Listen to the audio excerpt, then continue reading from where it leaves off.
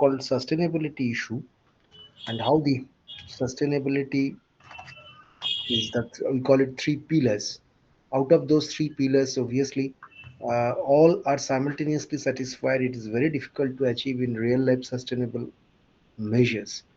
But to some extent, partial sustainability also serves the purpose unless the other sustainability issue or other sustainability pillar doesn't make a lot of difficulty.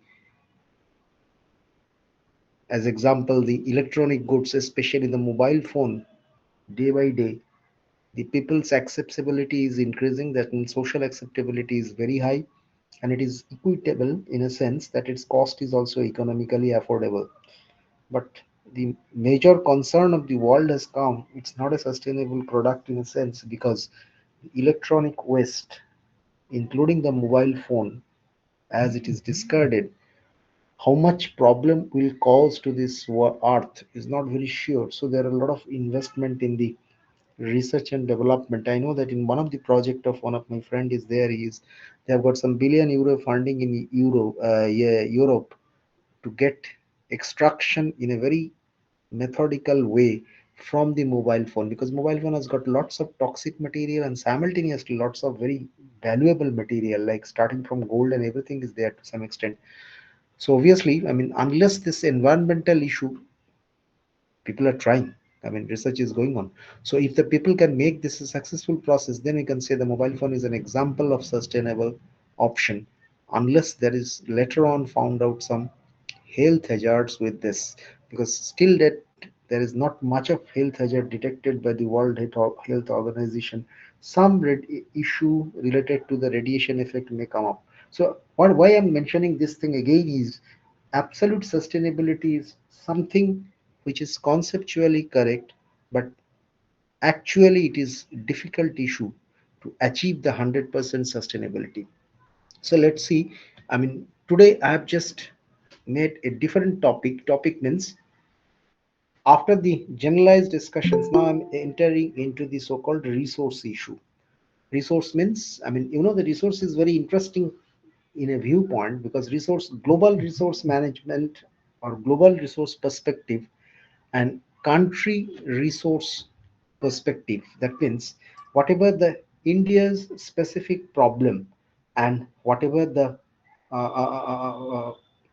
overall global challenges, they may not be same.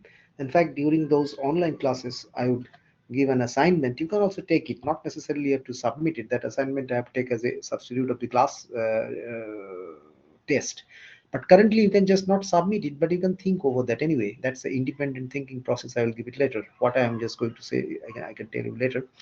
So with respect to this natural resources and its efficient use, initially you have to identify what are the resources. Resources means it's widely varying natural resources, but the energy conservation practice is confined, as we have started the subject. Originally, it started with the oil crisis. Then people have become concerned with the limited reserve of the fossil fuels. So, in energy conservation perspective, natural resources are one. I mean, it's a really, really large number. Even the oxygen, without any being conscious, we are continuously consuming in our respiratory system, is also a natural resource. So once there will be a crisis of oxygen due to some reasons, then people will realize how valuable it is. And in fact, to some extent, we have realized, I mean, concentrated oxygen, how much valuable it is during the COVID period. Anyway, living set apart that part, we are entering into now natural resources means, I will go into discussions of fossil fuel resources. And here, these are the most important three global primary energy resources and its significant characteristics. Obviously, there are many other primary energy. All renewable energy resources are primary energy resources, but we are concerned with limited resources like coal, oil, and natural gas. Now, the coal being the still hope, and simultaneously the rather most karst fuel currently. Most karst in a sense, the oil and gas has got, with respect to their calorific value, has got less carbon emission. They have got other fuel content, like specifically hydrogen content, much more. So what happens with in the coal, it's basically carbon based fuel content. Carbon, till date, the climate change problem was acknowledged internationally to be a problem. Conversion of coal into completely carbon dioxide was a basically high efficiency output. Yes, still it is here, because if you don't make complete combustion of carbon part of the coal, then what you get is tremendously dangerous. That is the carbon monoxide. And getting carbon dioxide is the indicator that you have extracted all the calorific value of carbon present in the coal. So, though carbon dioxide production from the combustion viewpoint is most expected or most desired, till now it is here. But on the other hand, the emitted carbon dioxide is creating problems somewhere else. That's the atmospheric problem of climate change. So obviously, making a balance between these two is a different challenge. But from the resource perspective, today we are discussing about how much is the coal available, how it is formed, what is the consequence of coal, etc., etc. So initially, if we start with the discussions, that the first point is it is the most abundantly available primary energy resource. In a sense, I should give it a rather corrections. Most abundantly available limited primary energy resource, better to say.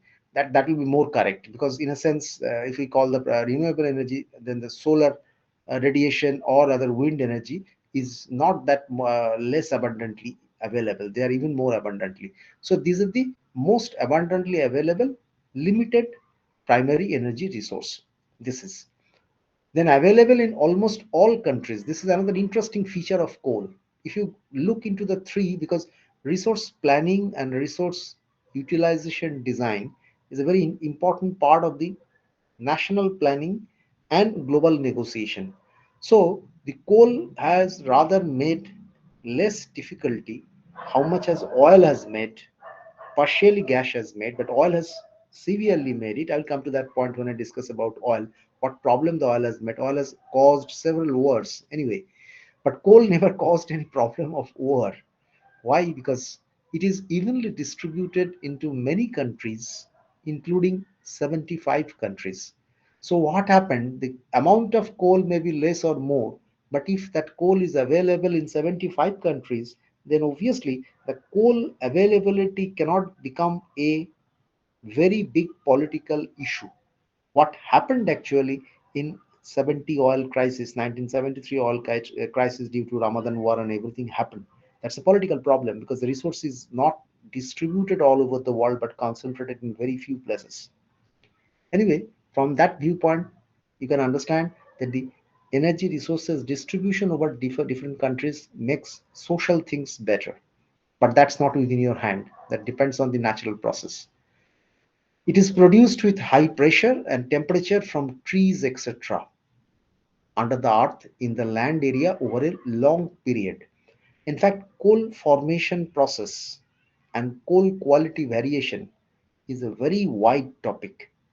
One particular interest area of research interest of geologist is the coal geology. That means they are concerned with coal because their interest is the long term or over the many years how different transformation happens. That can happen at the rock level, that can happen at the coal level. So coal geology is also very much important subject for the geologist. According to them, this is the geologist analysis, that this is produced with high pressure and temperature, mostly from the trees.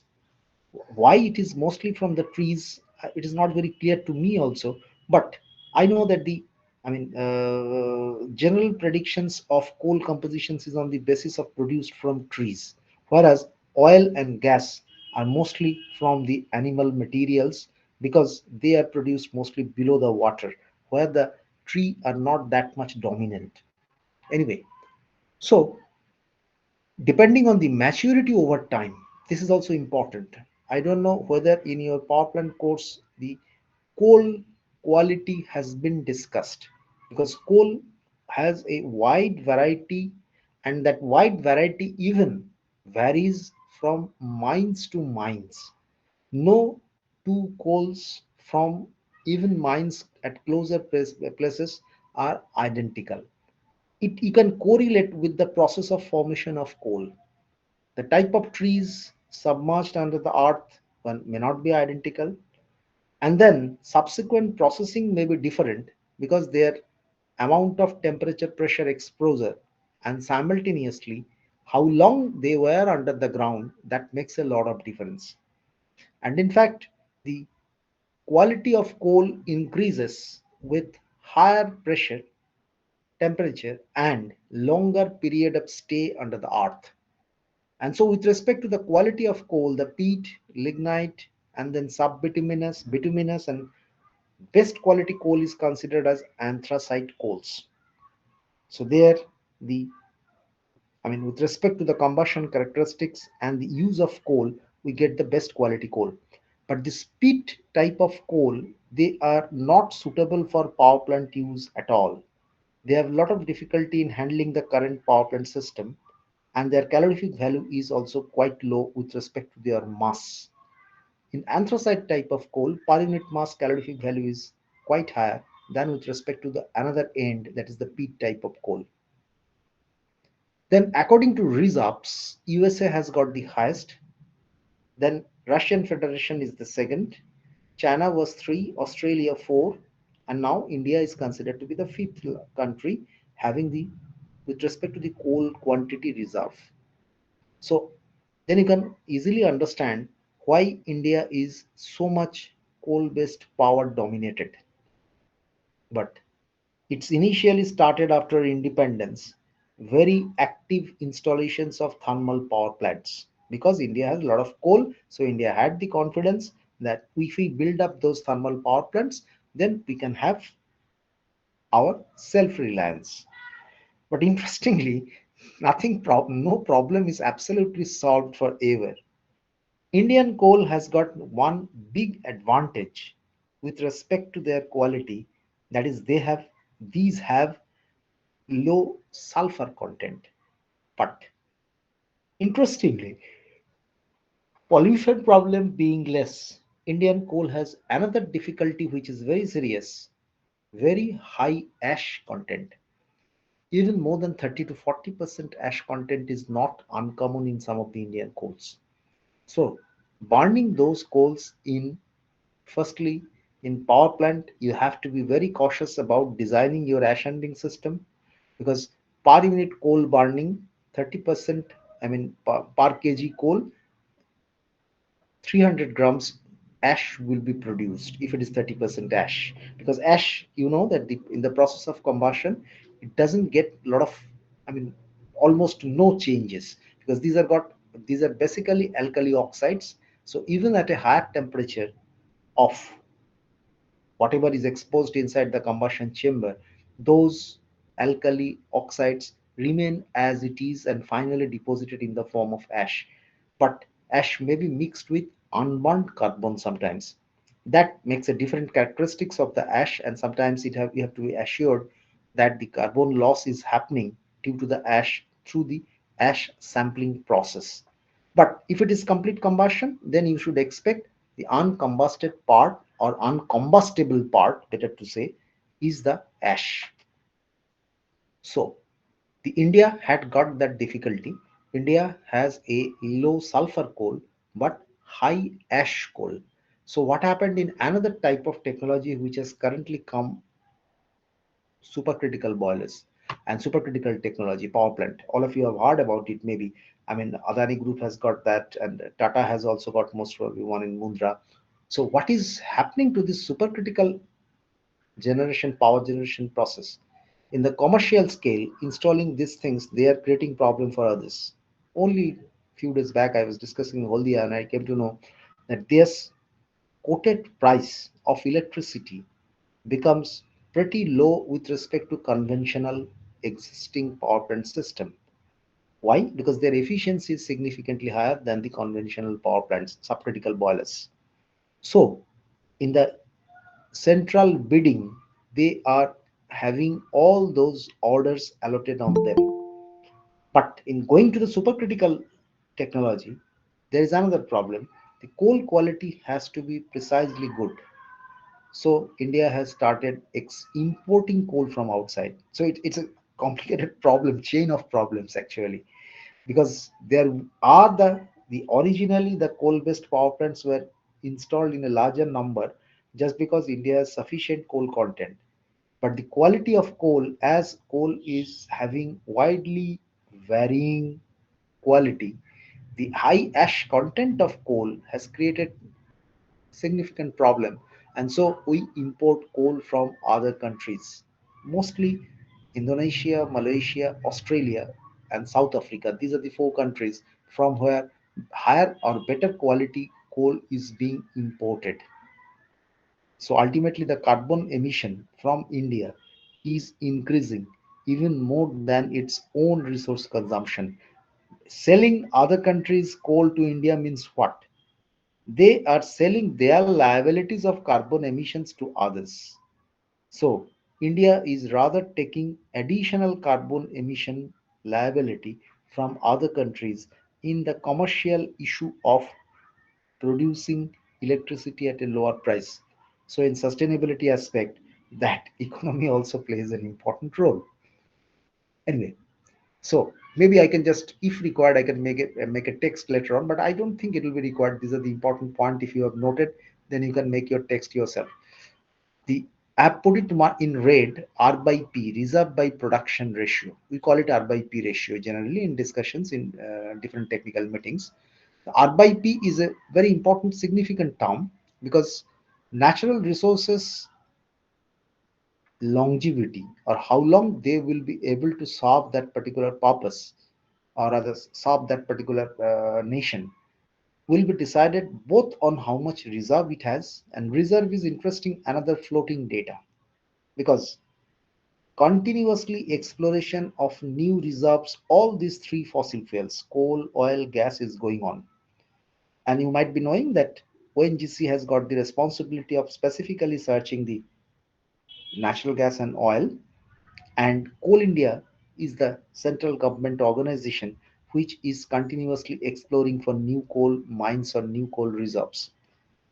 And the most important problem of these fossil fuels is, fossil fuels are, I mean, sometimes they are identified in such a location, though it's a large reserve, it may not be possible to extract because the social constraints are there. The people are already living there. You cannot just remove those people from there. Recent case of Devcha Pachani coal, as suggested by the state government, and then obviously from sustainability viewpoint look into the issue. Opposition will start creating problems. For any government, opposition will create problem irrespective of the political party. And there the issue is, if they would have been responsible opposition, then there is one approach, and irresponsible opposition another approach. Because opposition oppose, that's why they are opposition. But obviously, in a responsible opposition, the constructive situation has to be evaluated, and then subsequently, if government does something wrong, then obviously the opposition should make that check. But unfortunately, in our country, most of the cases, it is very difficult to say whether that serious responsibility the government has taken or not, opposition has taken or not. Anyway, according to reserve by production ratio, what you mean to say? That means the reserve is unknown and production is also simultaneously unknown. Why? Because the rate of production currently we have for the coal, it may vary. If the climate change government policy becomes in such a way that we will reduce the coal-based power generation, then in spite of having large amount of coal, that may not be extracted, that may not be produced. I mean, rather the coal production rate may decrease. On the other hand, if we don't find the more if we find more additions of thermal power plants, automatically the Coal India has to increase its production rate and supply coal to those. Not only Coal India, currently actually the business, private businesses also come up. I mean, many companies, Reliance has also got their own coal mines, and many people who are, many organizations who are coming into power sector, they are also directly buying those coal mines for their own captive generation. Means they will have their own control on that particular supply chain. So they don't want to take any risk before going to the business. They just simply buying those mines also. Anyway, So based on that, the R by P, the both terms will vary over time. So if you have to estimate how long the reserves will be, because that estimation is necessary for planning, though this estimate is completely variable, it cannot be constant over time, but estimate always has to be done with the current data. So the current reserve by production ratio, based on that, we have an estimate that next 100 years India is rather safe. That means if we can go on producing at the same rate, and whatever is the proven reserve of coal in India, then we can survive even 100 years with this coal.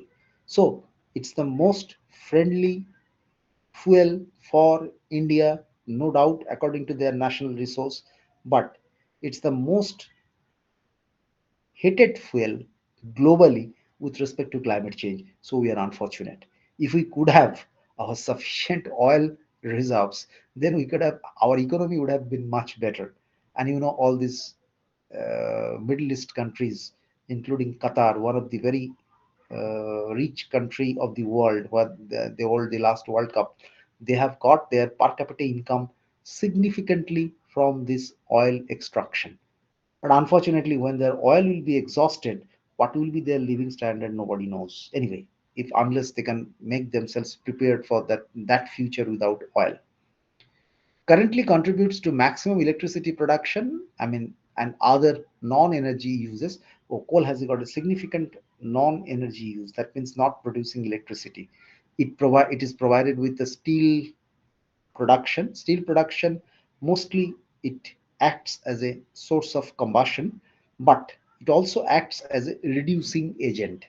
That means it reduces in different chemical reaction process. In fertilizer production, the coal additions as an input to the chemical reactions of producing fertilizer, because coal goes into the fertilizer production process as an input raw material. Also contributes to maximum CO2 addition as a single fuel. This is nothing to be mentioned, because with respect to Indian context, global context, it is also true. That means maximum CO2 is added from one particular fossil fuel, that is coal, globally. Oil and natural gas contribution is pretty lower than the coal, because the coal is maximum burnt in all over the world. 75 countries have got that particular resources. And then thermal power plant technology is also very matured. It has been substantially installed all over the world before the climate change problem has been identified properly. So obviously, once you install, your capitals and other things get locked into that. So countries are phasing out in rather in phase. Say you have installed your coal, if the power plant is installed around 20 years back, if its life is around 25, then after 25 years, when you have to replace those components, etc., you can decide, I can phase it out. That means I will not install new components, and rather I will go for the renewable in that place. That can be one option. But in an operating new plant, you cannot stop it, because capital investment involvement is there.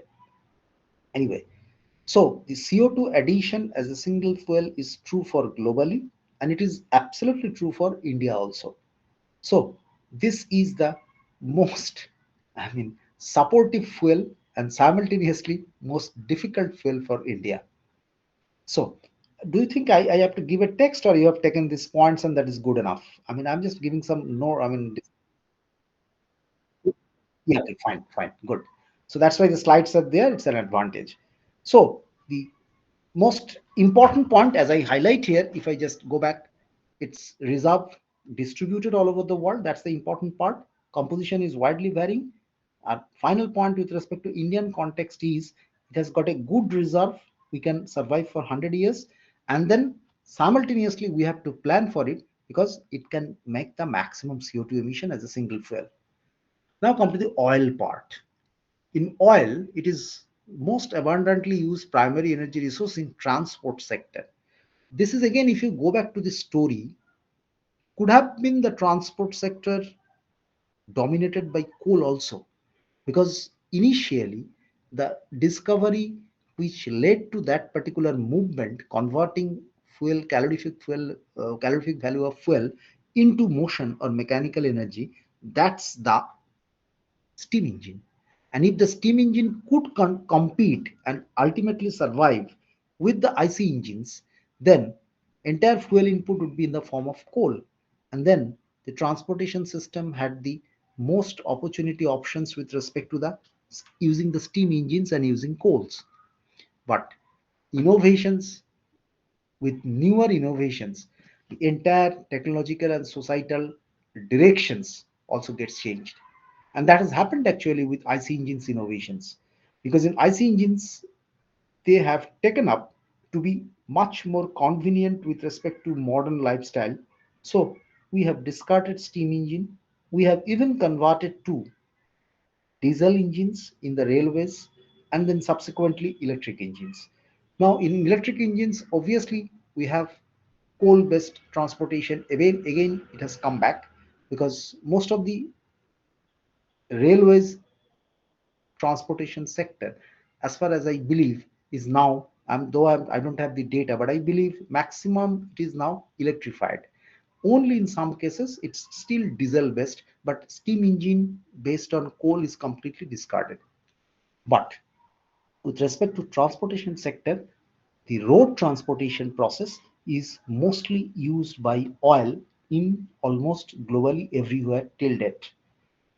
There is a energy transition phase going on where people are trying to switch over to electric mobility. As far as Norway I know, after 2024, they will not produce any more oil based, they will not manufacture any oil based car. They will only manufacture the electric car.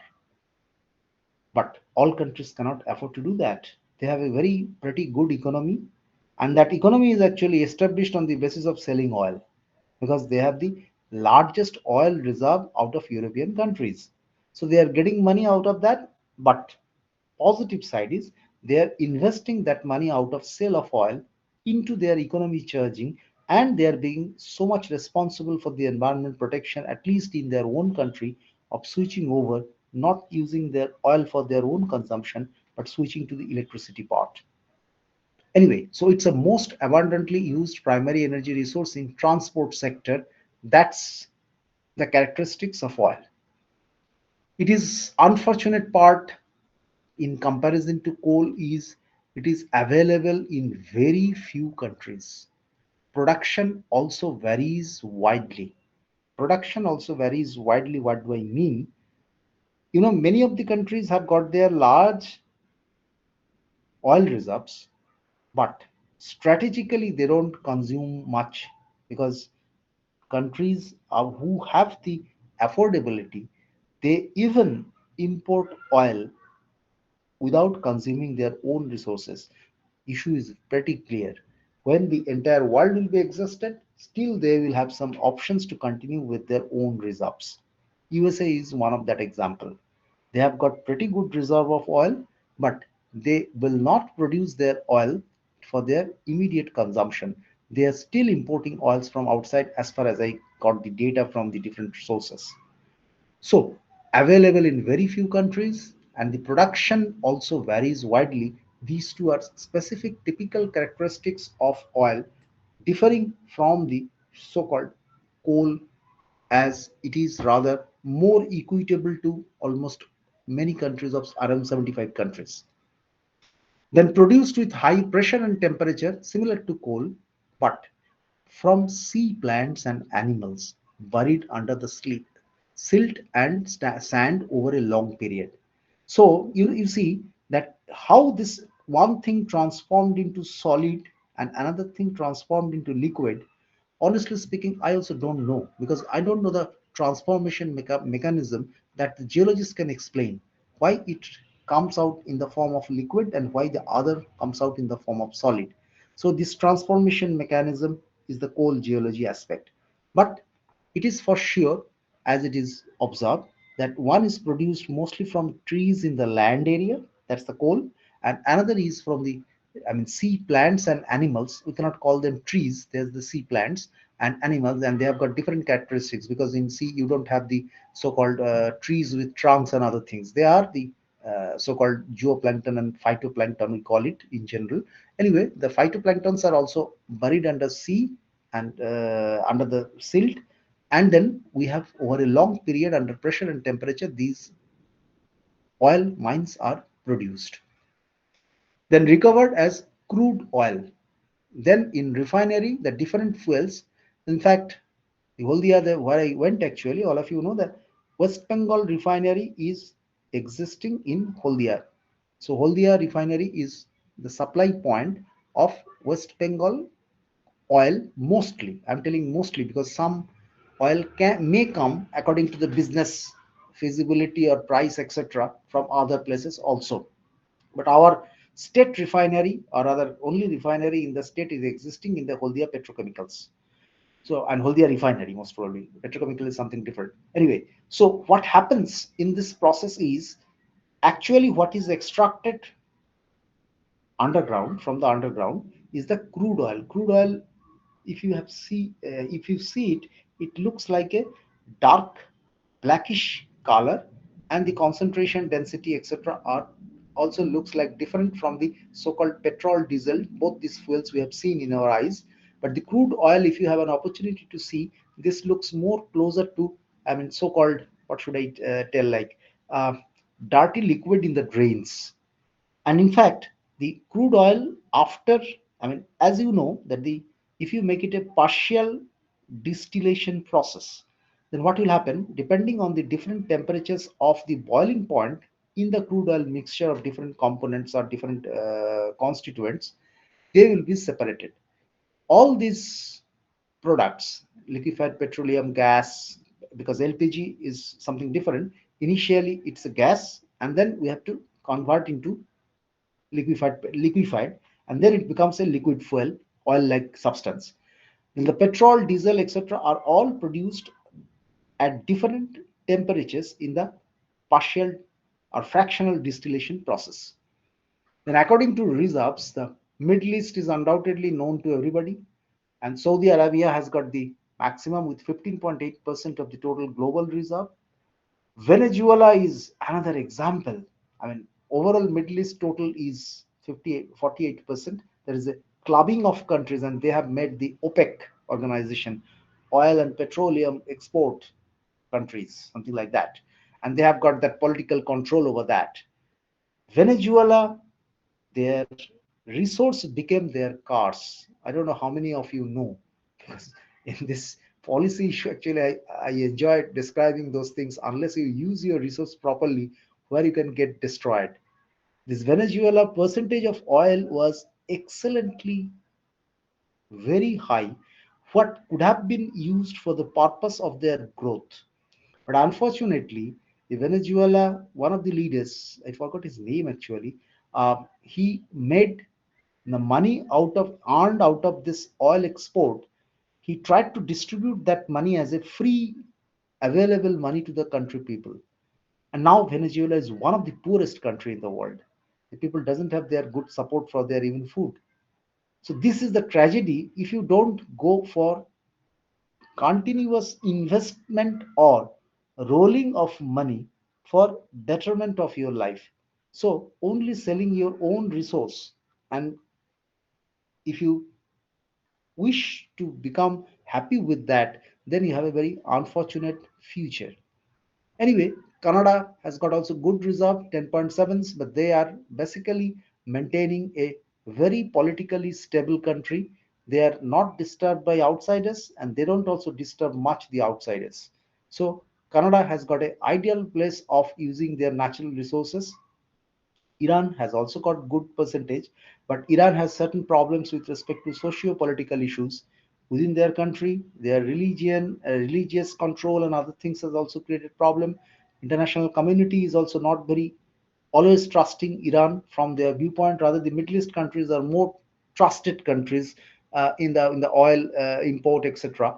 Because Iran has got a fluctuating issues with respect to their political stability in their own country too. But so what is the main problem of this oil discussion is oil is limited to few countries, and there also some countries has got their own strategy not to export and other things. And even those countries who have got their reserve and willing to export their oils, they have got their own political instability within their country and other things. So you cannot be very stabilized depending on importing oil from other countries. And one of the most seriously affected country is the India, our country, because India has only 0.3% of the total oil consumption as per oil reserves as per discovered till date with respect to very serious effort of ONGC. ONGC was formed to give a very serious effort to explore oil, and because India has realized that oil reserves is so low, unless we can try exploring some oil, and if would have been lucky we get this significant oil reserves like coal reserves, we have got it, then we would have saved much. Our economy would have been much better. But unfortunately, we don't have it. So we have almost no oil for our transportation system provided, and the entire oil has to be imported from the outside. So our economy also gets affected due to that, and not only that, it's very vulnerable with respect to political instability. So we are trying to switch over to two options, either hydrogen based system or e-mobility, electric mobility systems. Let's see what will happen. In fact, we have a Indo-French sustainable energy discussions in. I will be absent for 1 week, and I've also invited as one of the speakers there. I've rather the discussion mode also. We'll discuss the cooperation mode of India and France, and I have chosen the renewable energy discussion mode rather than the hydrogen energy and storage because I'm not much expert in that area. But that's a one of the focused area, and but I'm taking the options of the renewable energy discussion group, where renewable energy associated with the other options we will have discussions. So India has only 0.3%, and obviously maximum has to be, I mean, imported. Then according to R/P ratio, the same definitions as we have used for the coal, oil will last for about 50 years. So that's more than 100 years, and it's only 50 years. It's the global data, I mean, global perspective I'm discussing. So you think that within your lifespan, it is expected that you will see the entire world is gone dry, means devoid of any oil available. So the challenge on your shoulder will be, rather your next generation will be more challenged to find out the substitute for oil in the transport sector, because whatever the IC engines have been developed, modifying them will be useless anymore, because oil, if it is not available as a resource, what can you do with the IC engines? So you have to switch over to the other mode. Apparently a car looks similar from outside and inside, from outside in the battery driven car, that's the chassis part, but actually the power conversion process is completely different, because in Kolkata, undoubtedly, there is a very good transformations with respect to electric mobility in the public transport system. I mean, everywhere it is mentioned that Kolkata as a big city is one of the big cities which has taken up its public transport system to be much electrified rather than the other big cities. Anyway, so but most of the countries will be depleted shortly, India by 17 years. So obviously your lifetime challenge will be not to go for IC engine, I mean further development, but to find out subsequent alternative process for this transport sector or mobility.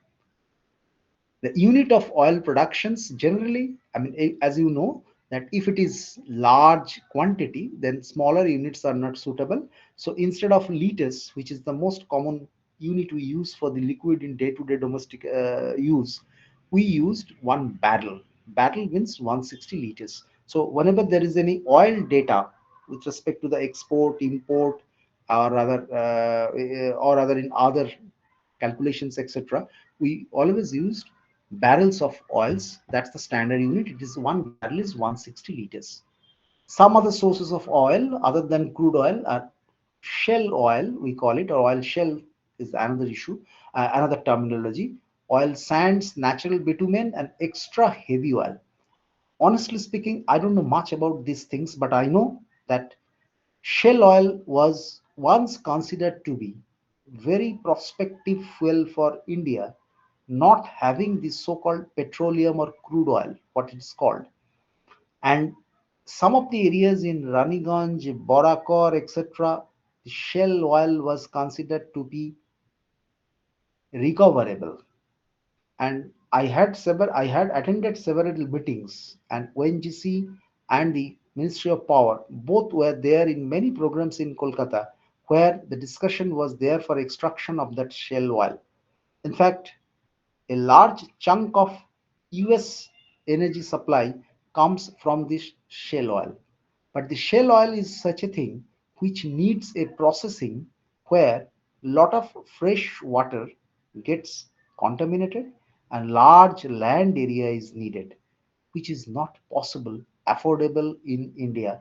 And finally, as I believe, there is no more attempt to consider shale oil as a potential resource in India. But shale oil, if I just make it a guess, around 2010-15, that time there was a big hype that shale oil Indian, I mean oil, lack of oil solutions will be made by the shale oil substitution, and that didn't happen.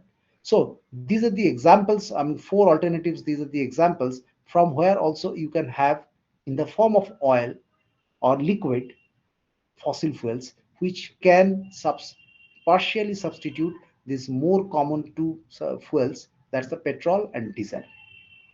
Any queries up to this? No. Okay. No, Okay, sir. fine. Now I'm going to the natural gas, the third one. The third most used primary energy resource. Obviously, limited primary energy resource will be a better terminology. You can correct it. I may also correct it later on the slides. Available only in few countries. The similar problem with the oil. So, as it is not equitably distributed all over the world, natural gas also is a source of political discontent like oil. But the natural gas, I mean, the amount of natural gas stored is lower than oil. And so, obviously, the possibility of natural gas being used for a longer term is also less. So, available only in a few countries is a serious issue like oil, and even its use being lower, it doesn't create that much political controversy also. Produced with high pressure and temperature similar to the oil formation process from sea plants and animals buried under the silt, exactly similar process. Some part becomes at the stage of liquid, and but that's the oil, and some part has has converted into the so-called gas mode, which is the natural gas. In the constituent, the mostly methane is the component part of the natural gas, and the higher alkanes like ethane, butane, propane, etc. are also there in the natural gas composition. Natural gas generally doesn't have, like oil and coal, I mean doesn't have a fixed composition. I mean all these fossil fuels, the interesting characteristics are these are created by nature, so not according to a very specific composition it has been made. It has been made with a wide variations. So human being has made that particular technological, I mean intervention to convert them according to their desired objective. Like petrol and diesel, already you have studied IC engines and you know the octane number and the cetane number, etc., those terminologies.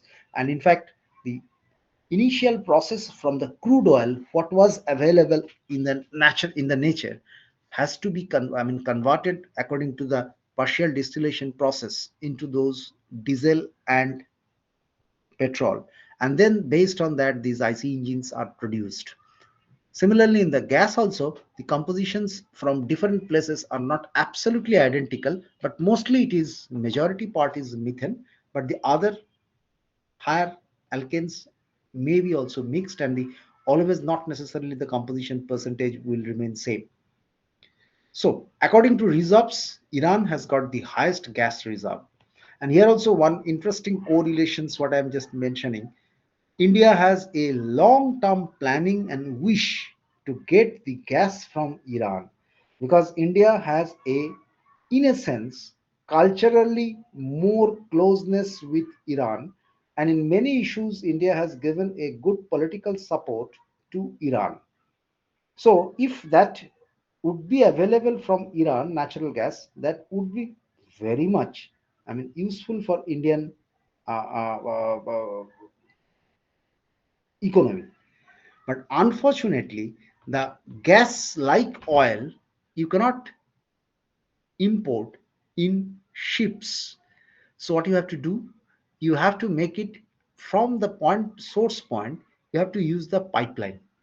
And whenever you use the pipeline, From Iran, if you want to bring it, you have to cross the countries, no other option rather than China, Afghanistan, Pakistan.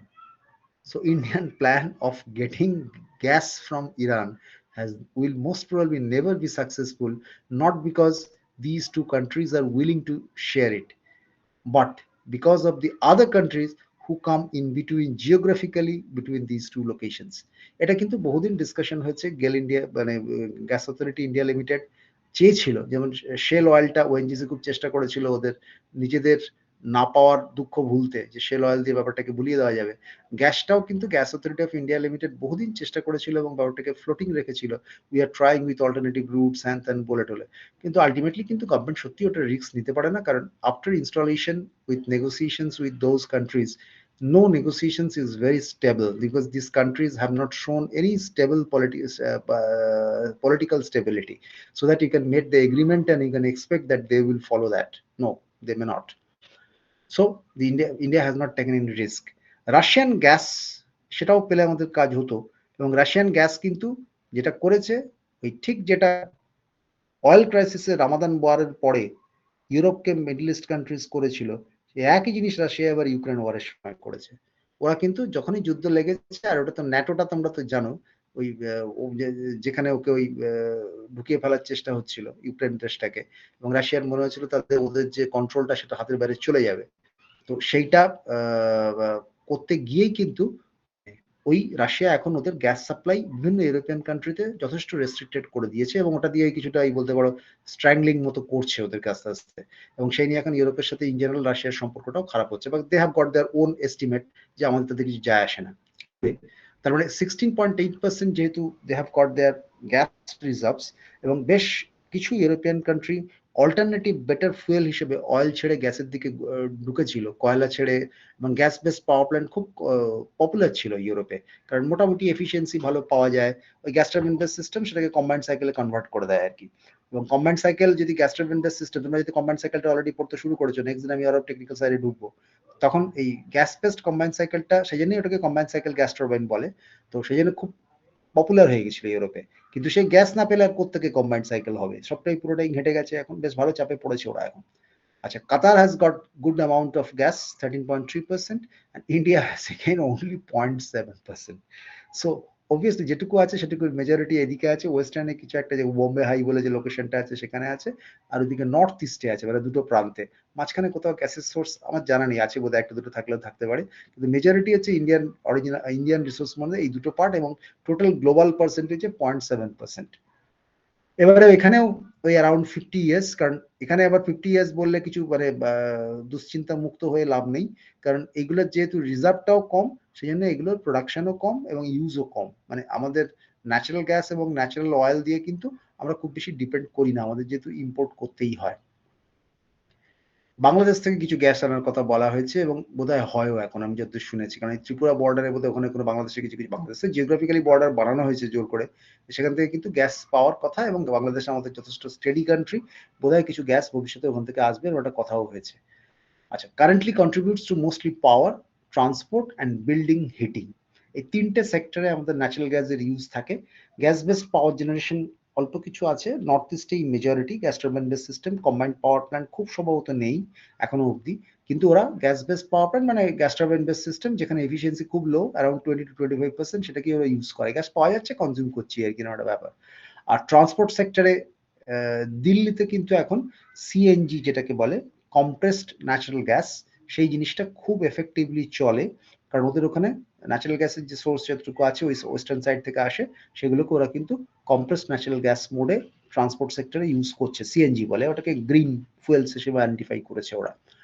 R building heating পার্টে গ্যাসের খুব regular use আছে, যে যে জায়গাগুলো পাহাড়ি ঠান্ডা জায়গাতে বিল্ডিং হিটিং লাগে, সেখানে গ্যাস বেসটা সবচেয়ে ক্লিন হিটিং প্রসেস হয় আর কি, কারণ ন্যাচারালি বুঝতেই পারছো খুব বেশি করে ওর কোনো ইয়ে থাকে না, কয়লা কোল বেস সিস্টেম করা মানেই অ্যাশ থাকবে। অয়েল বেস সিস্টেমস এর অন্যদিকে প্রায়োরিটি রয়েছে ট্রান্সপোর্ট সেক্টরে, সেটা অয়েলের প্রাইসটা দিয়ে বিল্ডিং হিটিং এ করে লাভ হয় না, ওয়ারাস গ্যাস যদি লোকালি পাওয়া যায় তাহলে কিন্তু অনেকটাই সুবিধা হয়, কারণ সস্তায় বিল্ডিং হিটিং এর কাজে লাগে। এছাড়াও এখন গ্যাস পাইপলাইন দিয়ে গ্যাসকে একটা কুকিং পারপাসে রেগুলারলি ইউজ করার একটা অল্টারনেটিভ প্ল্যানিং ভাবা হচ্ছে, মানে এলপিজি দিয়ে পুরোটা সাপ্লাই না করে কিছুটা গ্যাস দিয়ে যদি আমরা ইউজ করে ফেলি, কারণ ওই পয়েন্টগুলো তো জেনারেট করে, সেই জন্য ওগুলোকে যদি কনজিউম করা যায় তাহলে এদিকের লোডটা কমে। তাহলে produces less CO2 and other pollutants, less CO2 produce করার কারণটা হচ্ছে ওই ধরনের তিনটে ফুয়েলেই কিন্তু বেসিক কম্পোজিশন হচ্ছে হাইড্রোকার্বন, তার মানে হাইড্রোজেন এবং কার্বন আছে। কিন্তু এই হাইড্রোকার্বনে হাইড্রোজেন এবং কার্বনের রেশিওটা, মাস রেশিওটা তিনটেতে ওয়াইডলি ভ্যারি করে। ম্যাক্সিমাম কার্বন হচ্ছে কোলে, তারপরে বোধহয় অয়েলে, আমার যতদূর মনে পড়ছে, তারপরে ন্যাচারাল গ্যাস। কারণ ন্যাচারাল গ্যাসের হাইড্রোজেন কন্টেন্ট যেহেতু বেশি, সেই জন্য এখানে যেটা সুবিধা হয়, এর কার্বন ডাইঅক্সাইড এমিশনটাও কম্পারেটিভলি ক্যালোরিফিক ভ্যালু অনুযায়ী কম হবে, per calorific value. So the use increasingly, I mean, so use increasing recently আছে। তার মানে এটার ইউজটা কিন্তু এই লো কার্বন এমিশনস থেকেই এখন বেশি ইউজ করা হচ্ছে। তাহলে needs fuel processing before use. গ্যাসের আবার দুটো একটা ব্যাপার আছে, সেখানে ওদের একটা কিন্তু গ্যাসের একটা প্রসেসিং করে তারপরে ছাড়তে হয়। ওখান থেকে জাস্ট ন্যাচারাল গ্যাস যেটা তুলে নেয় সেটাকেই ছেড়ে দেওয়া যায় না, সেটাকে একটা এনরিচিং করতে হয়, মানে একটা কেমিক্যাল প্রসেসের মধ্যে দিয়ে এনরিচ করে নিয়ে তারপরে ওগুলোকে ওই পাইপলাইনে ছাড়া হয় আর কি। তো that involves cost and obviously involve chemical process for practical use. তার মানে যেরকম ক্রুড অয়েলের ক্ষেত্রেও যেরকম একটা প্রসেসিং লাগে, গ্যাসের ক্ষেত্রেও সেরকম একটা প্রসেসিং লাগে, ফুয়েল প্রসেসিং সিস্টেম। তাহলে অ্যাভেলেবিলিটি অলসো আনসার্টেন, কারণ আমাদের নিজস্ব রিসোর্সটা নেই। আর গ্যাসের ক্ষেত্রে অ্যাভেলেবিলিটি আরো ডিফিকাল্ট, কারণ ট্যাঙ্কে করে আনা যাবে না। আমাদের ফ্রেন্ডলি কান্ট্রি থেকে যে আমি ট্যাঙ্কে করে সমুদ্র দিয়ে নিয়ে আসবো তাও হবে না। যদি পাইপলাইন ইনস্টল করা যায় তবেই একমাত্র পাওয়া যাবে, আদারওয়াইজ পাওয়া যাবে না। বাংলাদেশ, মায়ানমার এদের সাথে যদি পাওয়া যায় তাহলে হয়ে যাবে, কিন্তু আবার যদি দূরে হয়ে যায়, ইরান টিরানের মতো দেশে হয়ে যায়, তাহলে থাকলেও পাবো না আমরা। তাহলে it is liquefied to form liquefied natural gas and I mean compressed to form a CNG যেটাকে বললাম for easy storage, মানে ভেরি হাই প্রেশারে এটাকে লিকুইফাইড এলএনজি বানিয়ে নেওয়া যায়, ন্যাচারাল গ্যাস লিকুইড কনভার্সন করা যায় গ্যাসটাকে।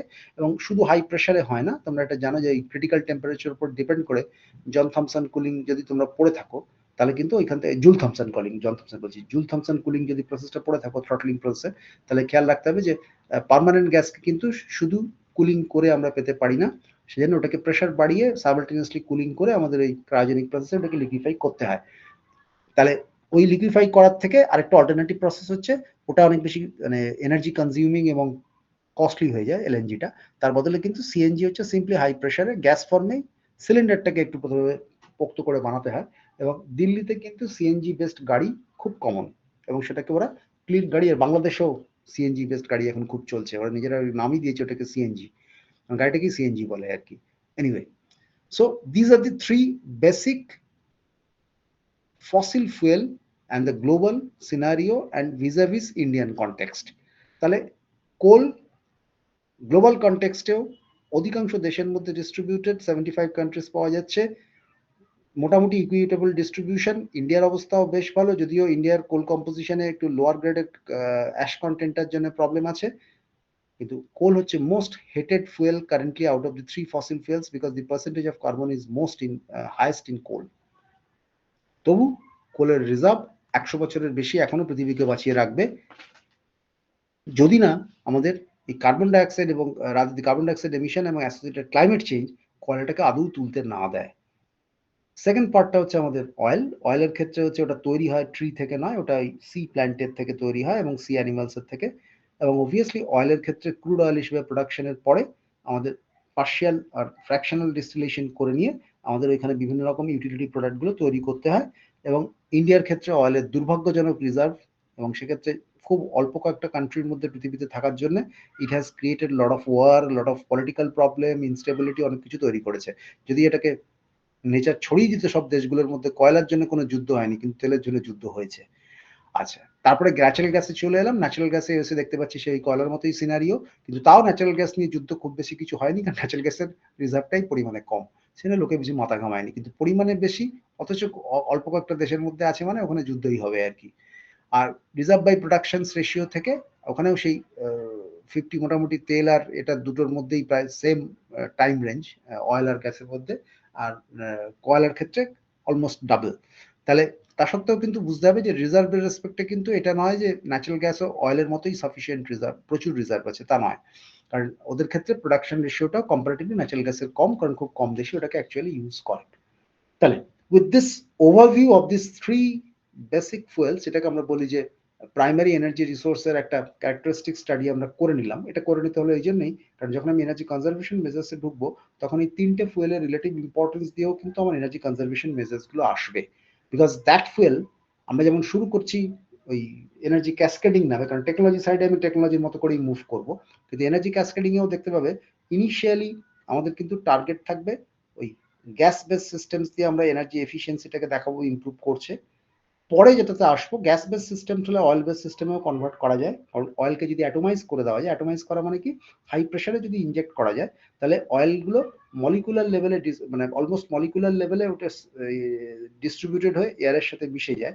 সেই মিশে গেলে তখন কিন্তু ওটা এয়ার ফুয়েল মিক্সচারটা almost equivalent to gas mixture হয়ে যায়, এবং সেক্ষেত্রে oil can be substituted any gas system, but coal cannot be. এবং ইনফ্যাক্ট আমরা যখন ইয়েটা পড়বো, ওই দেখি যদি পারি, যদি সময় কুলোয়, ওই কম্বাইন্ড সাইকেল গ্যাস টারবাইন পড়বো, লাস্টে আমি আইজিসিসিও একটু ছুঁয়ে যাব, ইন্টিগ্রেটেড গ্যাসিফিকেশন কম্বাইন্ড সাইকেল, যেখানে দেখবো কয়লা থেকে গ্যাস তৈরি করে ওই ন্যাচারাল গ্যাসের সাবস্টিটিউশনটাকে তৈরি করার কথাও ভাবা হয়েছে।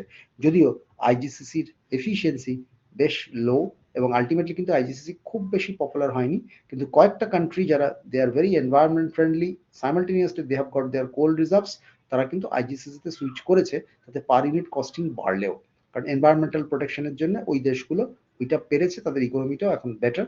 আমাদের দেশে আইজিসিসি একটাই হয়েছিল, দাবল বলে একটা শহরে, সেটা এনরন বলে একটা ইউএস কোম্পানি এসেছিল, তখন তোমরা খুবই ছোট হবে, আলটিমেটলি তারা কিন্তু সার্ভাইভ করতে পারেনি, এবং যতদূর আমি জানি আইজিসিসি প্ল্যান্ট এখনো অব্দি ইন্ডিয়াতে নেই।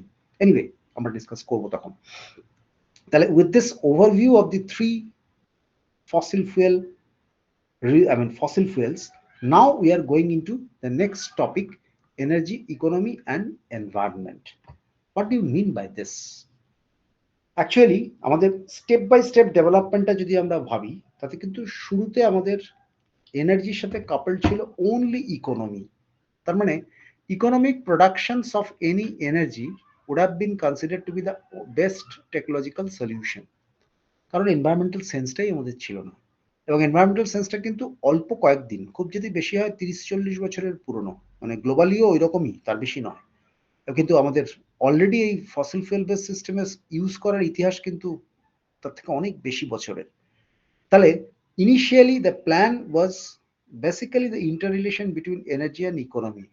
So energy is consumed in almost all activities of modern society, এটা বলার অপেক্ষা রাখে না, all of you know energy and economic growth are closely connected. এটা তো এটাও বলার অপেক্ষা রাখে না, because you all know that the per capita energy consumption of a country is an indicator of the standard of living of that country. এটা মধ্যে একটু ফ্যালাসি আছে, কারণ আমরা এরপরে আসবো যখন আমরা দেখবো যে ওই একটা টার্ম, এই যে এনার্জি ইন্টেন্সিটি টার্মটা দিয়ে লাস্টে তলাতে লাল করে যেটা লেখা আছে, সেটা দিয়ে আমি দেখবো যে এই direct correlations between the per capita energy consumption and the living standard, এটা কিন্তু এখন একটু ধাক্কা খাচ্ছে after the energy conservation measures have taken and some of the countries has taken into a very successful level. I will explain what does it mean. Planned investment to meet the growing energy demand of a country is very significant. Obviously, how you can make your planning beforehand, that's the only option, কারণ যে কোনো একটা energy supply বলতে কিন্তু mostly বোঝায় electricity supply. All of you know that the highest form of usefulness is the electricity of the electricity। তারপরের পার্টটা কিন্তু যে কয়লা ইত্যাদি যেগুলো সরি অন্যান্য যে ইউটিলিটি আছে হিটিং ইত্যাদি, সেইগুলোর ক্ষেত্রে কিন্তু কম্পারেটিভলি টেকনোলজিও লোয়ার গ্রেড টেকনোলজি, কারণ ইলেকট্রিসিটি প্রোডাকশনের টেকনোলজিও হায়ার গ্রেড টেকনোলজি, আর at the same time obviously it makes a more costly energy production. So the other forms of energy, সেইগুলোর ক্ষেত্রে সেইগুলো বাদ দিলেই জেনারেলি যে প্ল্যানিংটা মেজরিটি যেগুলোর ক্ষেত্রে করা হয়, সেটা কিন্তু ইলেকট্রিসিটির বেসিসেই ক্যাপাসিটি অ্যাডিশনটাকে প্ল্যান করা হয়। অর্থাৎ আজকে আমার যা ক্যাপাসিটি অ্যাডিশন ভারতবর্ষে আছে, যে কোনো সময় তোমরা যদি মিনিস্ট্রি অফ পাওয়ারের ওয়েবসাইটে যাও, দেখবে ওখানে আপডেটও করে ওরা রেগুলার, বছর হিসেবে 3 মাস অন্তর অন্তর কোয়ার্টারলি করে, তাতে ওই কত আমাদের এখন ইনস্টলড ক্যাপাসিটি আর আমাদের কত এখন প্ল্যান্ড ক্যাপাসিটি এই বছরের এই ফিনান্সিয়াল ইয়ারের মধ্যে, সেটা মোটামুটি একটা প্রেডিকশন মানে বলেই দেয় এই জায়গায়। তারপর আলটিমেটলি বছরের শেষে আবার হিসাব করে দেখা যায় প্ল্যান্ড ক্যাপাসিটির পুরোটা হয়তো মিট করা গেল না, অনেকটাই মিট করা গেল, এবং কোনো কোনো সময় এটাও হয় যে প্ল্যান্ড ক্যাপাসিটির থেকে বেশি ইনস্টলেশনও হয়ে যায়। So it's very difficult to say যে how much we are going to, but planned investment to meet the growing energy demand of a country is very significant. যারা করে না তারা কিন্তু খুব বিপদে পড়ে ভবিষ্যতে। তার মানে ইনভেস্টমেন্টটা না করলে তখন একটা এনার্জি ক্রাইসিসের তৈরি হয় হঠাৎ করে, যেটাকে খুব তাড়াতাড়ি ম্যানেজ করা যায় না। ইলেকট্রিসিটি প্রোডাকশন ইনস্টলেশন অত ইজি নয়। In planning of investment, targeted economic growth, national resources, preferred industrial sectors, and social priorities must be considered. এইটা আমি লিখেছি, কিন্তু এটা কিন্তু পুরোটা বুঝতে গেলে অনেকগুলো ইন্টাররিলেশনস তোমাদের বলতে হবে। তার মানে ছোট করে যদি বলি যে ইন প্ল্যানিং অফ ইনভেস্টমেন্ট, কোথায় আমি কোন সেক্টরে এই ইনভেস্টমেন্টটা করব ন্যাশনাল প্ল্যানিং এ, সেখানে ইকোনমিক গ্রোথ যেরকম একটা ইম্পর্টেন্ট ইস্যু হিসেবে থাকবে, তেমনি ন্যাশনাল রিসোর্স অ্যাভেলেবিলিটি একটা ইম্পর্টেন্ট ইস্যু হিসেবে আসে। Preferred industrial sectors and social priorities, এই যে সোশ্যাল প্রায়োরিটিস কথাটা বললাম, এখানে একটা ইম্পর্টেন্ট ইস্যু চলে আসে, এর মধ্যে কিন্তু পলিটিক্যাল প্রায়োরিটিস গুলো চলে আসবে। কারণ আমাদের এই যে ইনভেস্টমেন্ট প্ল্যানিং এ যদি তোমরা মিনিস্ট্রি অফ পাওয়ারের ডেটাতে যাও, দেখবে যে before 10 years almost entire capacity addition, obviously the investment plan was also done that way, was in the thermal power plant and mostly coal based power plant. তারপরে কিন্তু এখন লাস্ট 10 years এর একটা ট্রেন্ড তৈরি হয়েছে, রিনিউয়েবল পার্সেন্টেজ ক্রমাগত বাড়ছে এবং বেশ ভালো পরিমাণে বাড়ছে। তার মানে এই যে প্ল্যান্ড ইনভেস্টমেন্ট বা ইনভেস্টমেন্ট প্ল্যানিং আমাদের করা হচ্ছে যে রিনিউয়েবলের ক্ষেত্রে ইনভেস্ট করব, rather than the not in the field of fossil fuel based systems, এটা কিন্তু গভর্নমেন্টের প্ল্যানিং অফ ইনভেস্টমেন্ট থেকেই আসছে। এবং এখন কিন্তু গভর্নমেন্ট অফ ইন্ডিয়া, কোনো পলিটিক্যাল পার্টির নাম না করে আমি বলতে পারি, তারা কিন্তু pro active with respect to climate change declaration. এবং আমি ঠিক এক্সাক্ট এটা মনে করতে পারছি না, 2017 মধ্যে বোধহয় গভর্নমেন্ট লাস্ট কপ মিটিং এ ডিক্লেয়ার করেছে যে 100% রিনিউয়েবলে কনভার্ট করবে। কিভাবে করবে কেউ জানে না। 2000 মানে জানা নেই, মানে আমি ইয়ে করছি না, ব্যঙ্গ করছি না, আমি বলছি যে কিভাবে করবে সেটাকে কিন্তু টার্গেটটা ফিক্স করে দেওয়া হয়েছে, কিভাবে করা যাবে পুরোপুরি না জেনেই। আর 2040 মধ্যে বোধহয় কমিট করা হয়েছে কত পার্সেন্টে 2/3 রিনিউয়েবলে কনভার্ট হয়ে যাবে, এরকম একটা কিছু কমিটমেন্ট করা হয়েছে। দুটো কমিটমেন্ট কিন্তু আমরা কপে অলরেডি ন্যাশনাল লেভেলে করে এসেছি, এবং সেটা আমরা চেষ্টা করবো আমাদের ইনভেস্টমেন্ট প্ল্যানিং এর মধ্যে দিয়ে সেই জিনিসটাকে রিয়েলাইজ করার। এগুলো তোমরা সব ডেটাগুলো সব পেয়ে যাবে, পার্সেন্টেজ গুলো সবসময় আমার মনে থাকে না, মিটিং গুলোতে শুনি আবার ভুলেও যাই।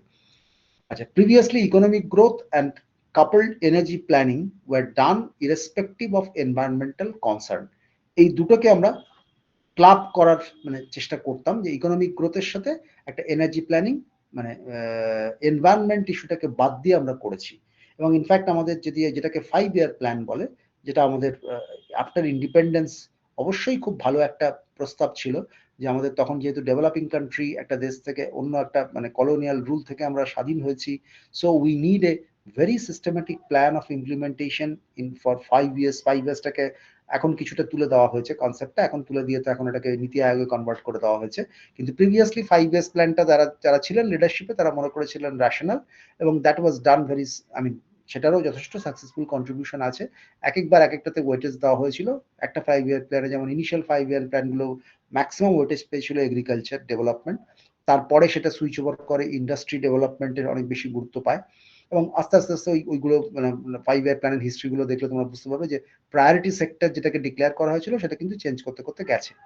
কিন্তু এখন মানে এনভায়রনমেন্টাল ইস্যুটা ঢুকে যাওয়ার পরে আমাদের কিন্তু টোটাল প্ল্যানিং সিস্টেমসটাও কিন্তু অনেকখানি পরিবর্তন হয়েছে, এবং সেখানে এনভায়রনমেন্টাল স্ট্যান্ডার্ডটাকে মিট আপ করার ব্যাপারে অন্তত আমি আমার নিজের স্টুডেন্ট লাইফ থেকে এখন এই টিচিং লাইফে আসার সময় দেখেছি যে কি পরিমাণ ইলেকট্রিসিটি বা ইলেকট্রিক পাওয়ার জেনারেশন এবং ট্রান্সপোর্ট সেক্টরে how much transformation has been made with respect to the environmental issues. অনেক বেশি। এখন তোমরা বোধহয় জানো কিনা জানি না যে কোল বেসড পাওয়ার প্ল্যান্ট থেকেও এফজিডি বলে, ফ্লু গ্যাস ডিসালফারাইজেশন। আমাদের সালফার এমনিতেই কয়লায় কম আছে, ভারতবর্ষের কয়লায় যদি কেউ ইউজ করে, বিদেশ থেকে আনলেও তো করতে পারে, সেই জন্য ওটাকে রুলটাকে জেনারেল করা হয়েছে। সেইটাকে ফ্লু গ্যাস যখন বেরোয় কোল বেসড পাওয়ার প্ল্যান্ট থেকে, সেই ফাইনাল ফ্লু গ্যাসটা বেরোনোর আগে সমস্ত সালফারকে আমাদের ওখান থেকে সেপারেট করে দিতে হবে, অর্থাৎ কোনো সালফার অ্যাটমসফিয়ারে যাবে না। এইটা কিন্তু ম্যান্ডেটরি করা আছে। এবং যতদূর আমার মনে পড়ছে 2024 সালের পর থেকে যারা কমপ্লাই করতে পারবে না, তাদের কিন্তু ওই পাওয়ার জেনারেশনটাও বন্ধ করে দেওয়া হবে। এখন তারপরে গভর্নমেন্ট আবার এক্সটেন্ড করবে কিনা জানি না। ইনিশিয়ালি এই থ্রেটে কিন্তু বেশ অনেকখানি কাজ এগোচ্ছে। হুম। স্যার ওই সালফিউরিক অ্যাসিড তৈরি হবে সেজন্য? না, একদম নয়, ওটা কমপ্লিটলি পলিউশন ভিউ পয়েন্ট থেকে। কারণ সালফিউরিক অ্যাসিড তৈরি করলে তোমার সালফারটাকে এক্সট্রাক্ট করে আবার সালফার হিসেবে নিয়ে এসে সালফিউরিক অ্যাসিডে প্রোডাকশন করতে হবে। তুমি যেটা বলছো সেটা হচ্ছে ওই ডবল পারপাস, যে আমার পলিউশন কন্ট্রোলে হবে এবং ইউটিলিটি প্রোডাক্টও তৈরি হবে, যেটা কার্বন ক্যাপচারের ক্ষেত্রে এখন ম্যাক্সিমাম গুরুত্ব দেওয়া হচ্ছে আর কি। কারণ সেটা হুম, না দিলে কিন্তু ব্যাপারটা আলটিমেটলি ওই কার্বন সিকোয়েস্ট্রেশন যেটাকে ভাবা হয়েছিল, যে জিনিসটাকে তুলে মাটির নিচে পুঁতে দেবো, সেটা করতে গিয়ে দেখা যাচ্ছে প্রচুর ডিফিকাল্টিস। কারণ জিওলজিস্টরাও বলছে সমস্ত কার্বন ডাইঅক্সাইড মাটির নিচে পুঁতে দেওয়া হলো। এইবার কোনো এক সময় সেখানে একটা আর্থকোয়েকের জন্য ফেটে সমস্ত কার্বন ডাইঅক্সাইডটা একসাথে বেরিয়ে চলে এলো। এবার কি করবে? ওইটাও একটা মস্ত বড় চিন্তার জায়গা। হুম, সেখানে ন্যাচারাল প্রসেসে যদি ইউটিলিটি প্রোডাক্টে আমরা কনভার্ট করে দিতে পারি, তাহলে কিন্তু ওটা সিস্টেম চেনের মধ্যে ঢুকে যাবে। অর্থাৎ যদি আমরা কার্বন ডাইঅক্সাইডটাকে ক্যাপচার করে নিয়ে কার্বনে কনভার্ট করে দিতে পারি, তারপর সেই কার্বন দিয়ে যদি পেন্সিল বানালাম কি ইলেকট্রোড বানালাম, that doesn't make a difference. ওটা সিস্টেম চেনের মধ্যে ঢুকে গেল। কিন্তু কার্বন ডাইঅক্সাইড ফর্মে ওই যেটাকে বলে খোদার উপর খোদগেরি যদি করে ফেলা হয়, করে ফেলে যদি মাটির নিচে চাপা দিয়ে দেওয়া হয়, তাহলে কিন্তু প্রবলেম হয়ে যেতে পারে। কারণ ভবিষ্যতে কোনো এক সময় কিন্তু এই সমস্ত থ্রেডস গুলো আসছে। এবং তার উপরে সবচেয়ে বেশি যে ইম্পর্টেন্ট কারণটা আসছে, তাতেও অনেকে ভরসা দিয়েছিল যে ওটাকেও বিভিন্ন রকম ভাবে ওই প্রোটেকশন গুলো নেওয়া যায়। চ্যালেঞ্জ তো থাকবেই, চ্যালেঞ্জ গুলোকে ওভারকামও করতে হয়, তাহলে তো কোনোদিনই মানুষ আকাশে উঠতে পারতো না। কিন্তু ইম্পর্টেন্ট পার্ট হয়েছিল সেখানে কস্ট এফেক্টিভ হয়নি এখনো অবধি। কার্বন ক্যাপচার এবং সিকোয়েস্ট্রেশন দুটোর কম্বাইন্ড যা কস্ট, সেই কস্টে কিন্তু পার ইউনিট অফ ইলেকট্রিসিটি খরচা যে রেটে বেরোবে সে রেটে কোনো দেশই অ্যাফোর্ড করতে পারবে না।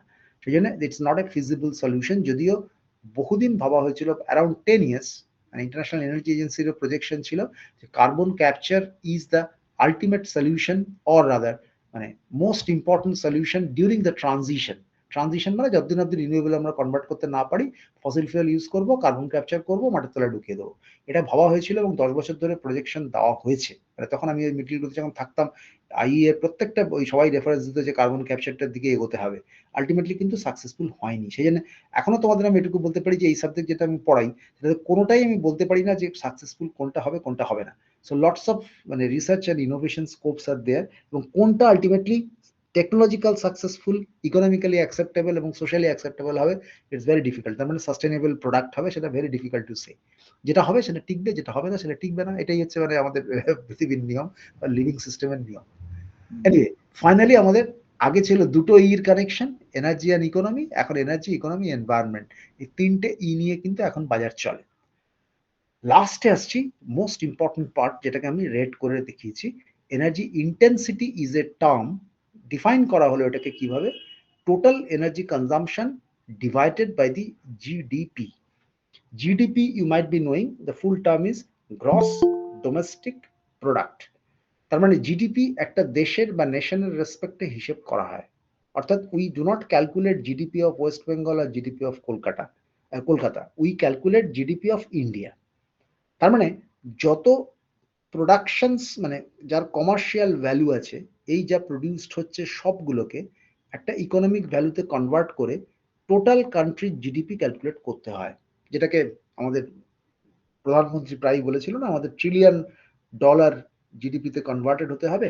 তো সেই টার্গেটটা রয়েছে, এখন কতদূর কি হবে সেটা পরের কথা। তাহলে জিডিপির টার্মিনোলজিটা হলো যে gross domestic product, and it is the, just লিখে নিতে পারো, GDP is defined as gross domestic product, and it includes the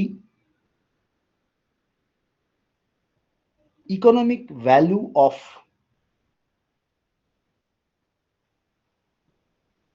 all goods and services, all goods and services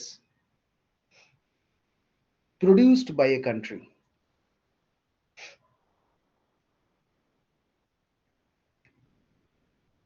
আচ্ছা, এবার যখন জিডিপিটা বুঝে গেলে, টোটাল এনার্জি কনজাম্পশন বোঝানোর কিছু নেই, একটা দেশের টোটাল এনার্জি যা কনজিউম হয়েছে। এইবার এটা ভাগ করে একটা দেখো ইন্টারেস্টিং জিনিস তৈরি হলো, এটার নাম দিলাম এনার্জি ইন্টেন্সিটি। নতুন একটা টার্মিনোলজি, সিনথেটিক টার্ম আমরা ডিফাইন করলাম। এবার ভেবে দেখো, যত আমার জিডিপি বাড়ছে এবং তার সাথে টোটাল এনার্জি কনজাম্পশন কমছে, তত আমার এনার্জি ইন্টেন্সিটি কমছে। আর যদি আমার এনার্জি কনজাম্পশন বাড়ে, জিডিপি একই থাকে বা কমতে থাকে, তাহলে কিন্তু আমার এনার্জি কনজাম্পশন যদি বাড়ে আর জিডিপি যদি কমতে থাকে বা একই থাকে, তাহলে আমার এনার্জি ইন্টেন্সিটি বাড়ছে। এবারে ওই যে আগে একটা টার্মিনোলজি বলেছিলাম যে পার capita energy consumption of a country is an indicator of the standard living of that country, এইটা এখানে ধাক্কা খাচ্ছে একটাই কারণে, কারণ if a country become very much energy efficient with all the possible, maximum possible, all বললে একটু vague বলা হয়ে যায়, maximum possible energy conservation measures, তাহলে তার এনার্জি সিস্টেমটা ইমপ্রুভ করেছে মানে কি, তার একই গুডস অ্যান্ড সার্ভিসেস জন্যে তার টোটাল এনার্জি কনজাম্পশন কমে যাবে। তার মানে এনার্জি ইন্টেন্সিটি যদি কমে যায়, তাহলে কিন্তু সেটা একটা দেশের overall indications of the energy conservation measures. এবং ইনফ্যাক্ট আমি পরে আসছি স্লাইডগুলোতে, আমাদের ব্যুরো অফ এনার্জি এফিসিয়েন্সি ফরমেশনের সময় ডিক্লেয়ার করে দেওয়া হয়েছিল, the target of bureau of energy efficiency is two decrease the energy intensity. তার মানে জিডিপির রেসপেক্টে টোটাল এনার্জি কনজাম্পশন আমাদের কমাতে হবে। আমি যদি ধরে নিই জিডিপি একই থাকবে এবং সে রেখেই আমাদের টোটাল এনার্জি কনজাম্পশনটাকে কমাতে হবে, বা জিডিপি বাড়লে তো আরো ভালো। তাহলে ডেফিনেশনস এনার্জি ইন্টেন্সিটির মধ্যে কিন্তু আমি টেক্সটটা একটু বলবো, এখানে এটা একটু বলা দরকার, এনার্জি ইন্টেন্সিটিটা খুব ইম্পর্টেন্ট টার্ম, কারণ এটা হচ্ছে indicator of the energy efficient energy use, overall energy কনজাম্পশনটা কিন্তু এটা দিয়েই অ্যাসিস্ট হয়। এবং যে কারণে মানে এনার্জি ইন্টেন্সিটি যেমন হাইয়েস্ট, মানে সবচেয়ে ভালো, হাইয়েস্ট বলতে একটু মিসলিডিং হয়ে যায়, সবচেয়ে কম ভালো, কম এবং ভালো, সেটা কিন্তু নোন কান্ট্রিজগুলোর মধ্যে জাপানে এখন। আবার ইউএস এর কিন্তু যদিও known as to be a very developed country, ওদের এনার্জি ইন্টেন্সিটিটা খুব একটা ভালো নয়, এবং তার ওদের কারণ হচ্ছে ওদের এত রিসোর্স, ওরা খুব একটা পরোয়াও করে না। বলে এনার্জি কনজারভেশন নিচ্ছে একটু আধটু এখন, কিন্তু ওরা খুব একটা পরোয়া করে না। তার মানে একটা কান্ট্রির লেভেল অফ ডেভেলপমেন্ট দিয়ে কিন্তু তার এনার্জি ইন্টেন্সিটিটা বোঝা যাবে না। তাদের approach towards that issue is an important issue, important aspect, যে কেউ এনার্জি ইন্টেন্সিটিতে কতটা গুরুত্ব দেবে। এবং সেই জন্যই ইন্টারেস্টিং পার্টটা হচ্ছে এই এনার্জি ইন্টেন্সিটি কনসেপ্টটা আসার পরে এবং এনার্জি কনজারভেশন মেজার্স ঢুকে যাওয়ার পরে পার ক্যাপিটা এনার্জি কনজাম্পশনটা যে একটা কান্ট্রির লিভিং স্ট্যান্ডার্ডকে ইন্ডিকেট করে তা করে না। যে দেশের এনার্জি ইন্টেন্সিটি খুব ভালো, অর্থাৎ লো ভ্যালু, তাদের কিন্তু পার ক্যাপিটা এনার্জি কনজাম্পশন কম হওয়া সত্ত্বেও লিভিং স্ট্যান্ডার্ড ভালো হতে পারে। And that's why the energy intensity is considered to be the single parameter that includes the good effect of overall energy efficiency and energy conservation. তাহলে একটু ছোট করে এটার একটু টেক্সটটা বলে দিই, কারণ এই টার্মটা খুব ইম্পর্টেন্ট টার্ম। এখানে লেখো, obviously energy intensity, obviously energy intensity indicates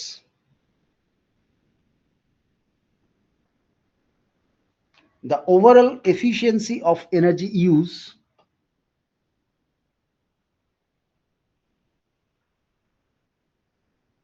or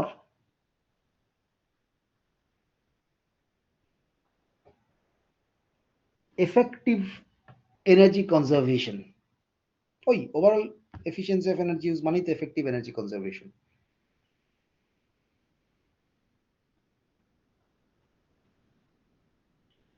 full stop. It depends on approach of a country, it depends on approach of a country towards energy conservation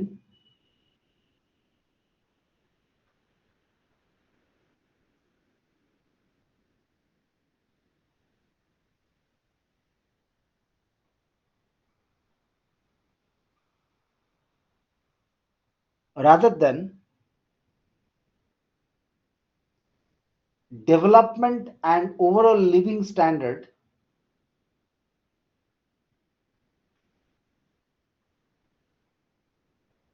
of that country।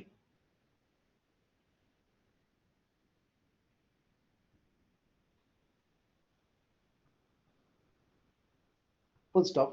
For example, Japan has, তোমরা এগুলো internet থেকে just search দিলেই পেয়ে যাবে জাপানের কত energy intensity, US এর কত।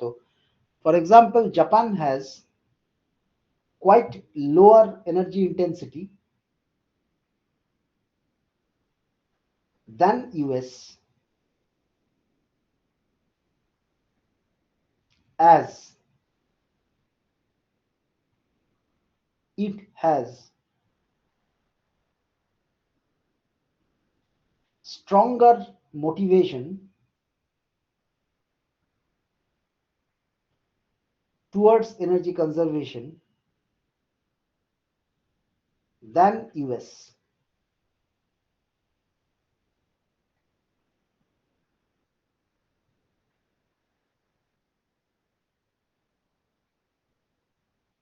Full stop.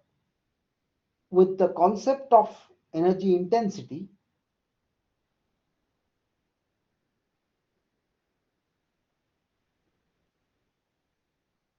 the very basic idea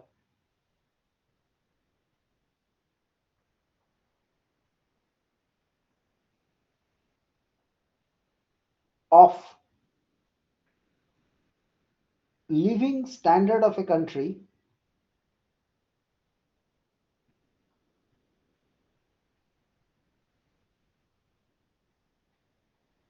with their per capita energy consumption, with their per capita energy consumption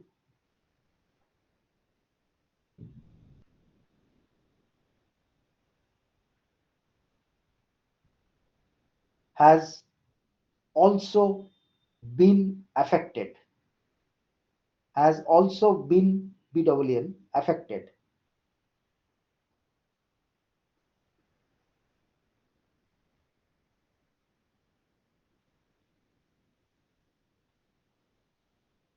A country with low energy intensity,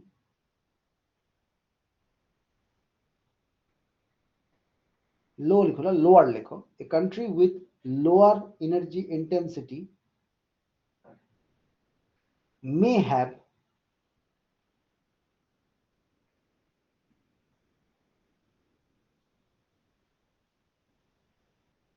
an even better living standard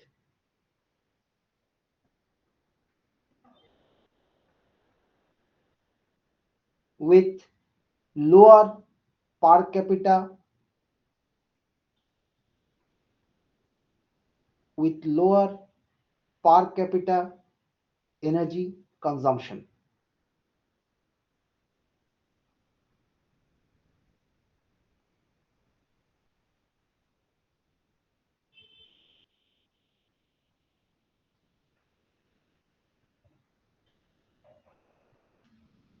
তারপরে লেখো, the mission of energy conservation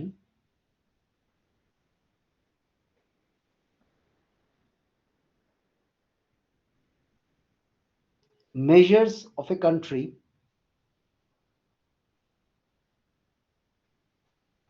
the mission of energy conservation measures of a country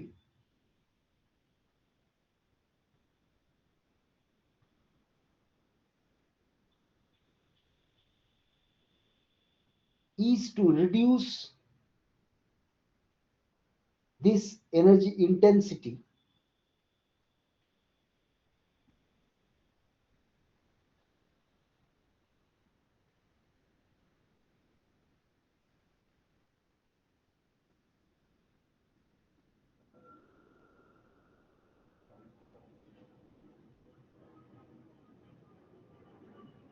full stop. The same mission is assigned to, the same mission is assigned to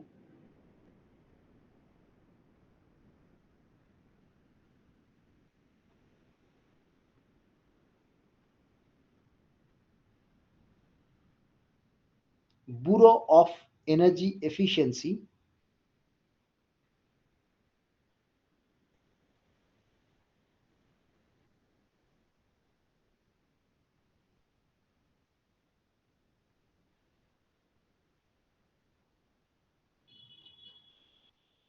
in India.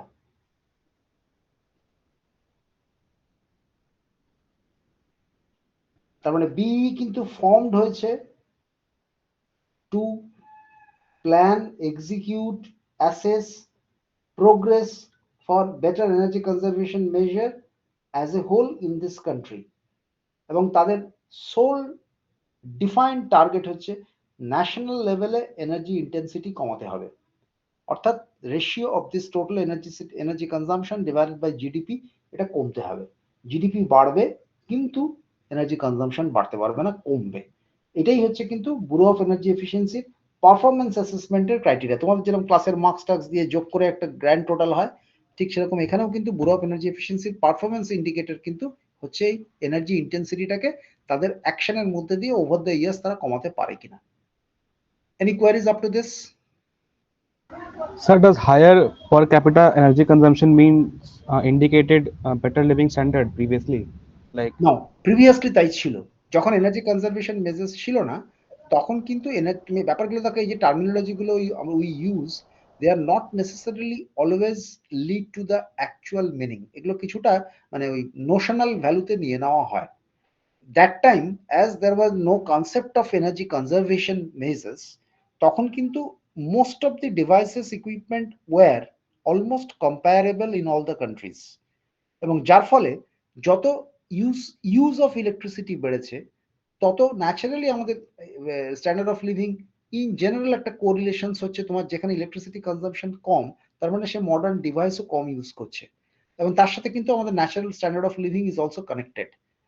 তাহলে from that view point, when there was no concept of energy conservation and energy efficiency, almost devices were of same efficient level globally, কারণ কেউ তো পাত্তা দিচ্ছে না, ওরা যা পাওয়া যাচ্ছে ইন্টারন্যাশনাল মার্কেটে একই চলছে।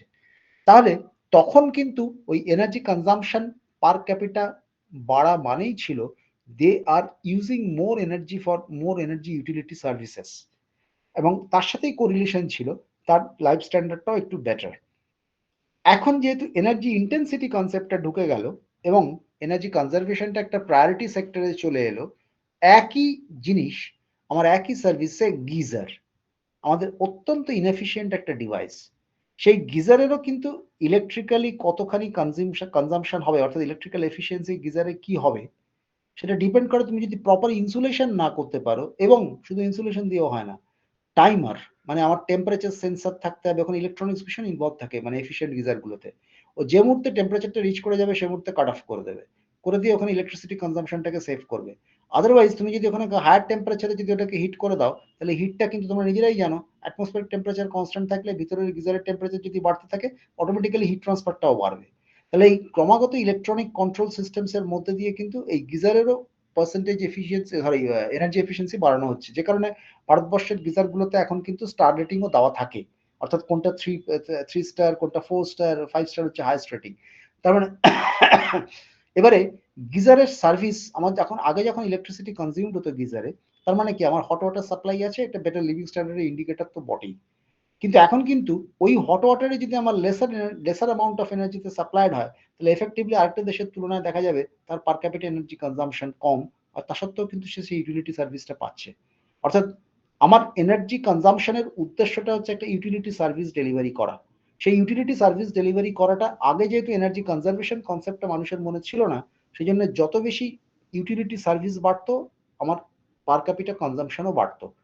এখন যেহেতু এনার্জি কনজারভেশন ঢুকে যাওয়ার পরে innovative way of designing systems with lesser energy consumption, utility services বাড়লেও এনার্জি কনজাম্পশন বাড়বে, এটা সবসময় নাও হতে পারে।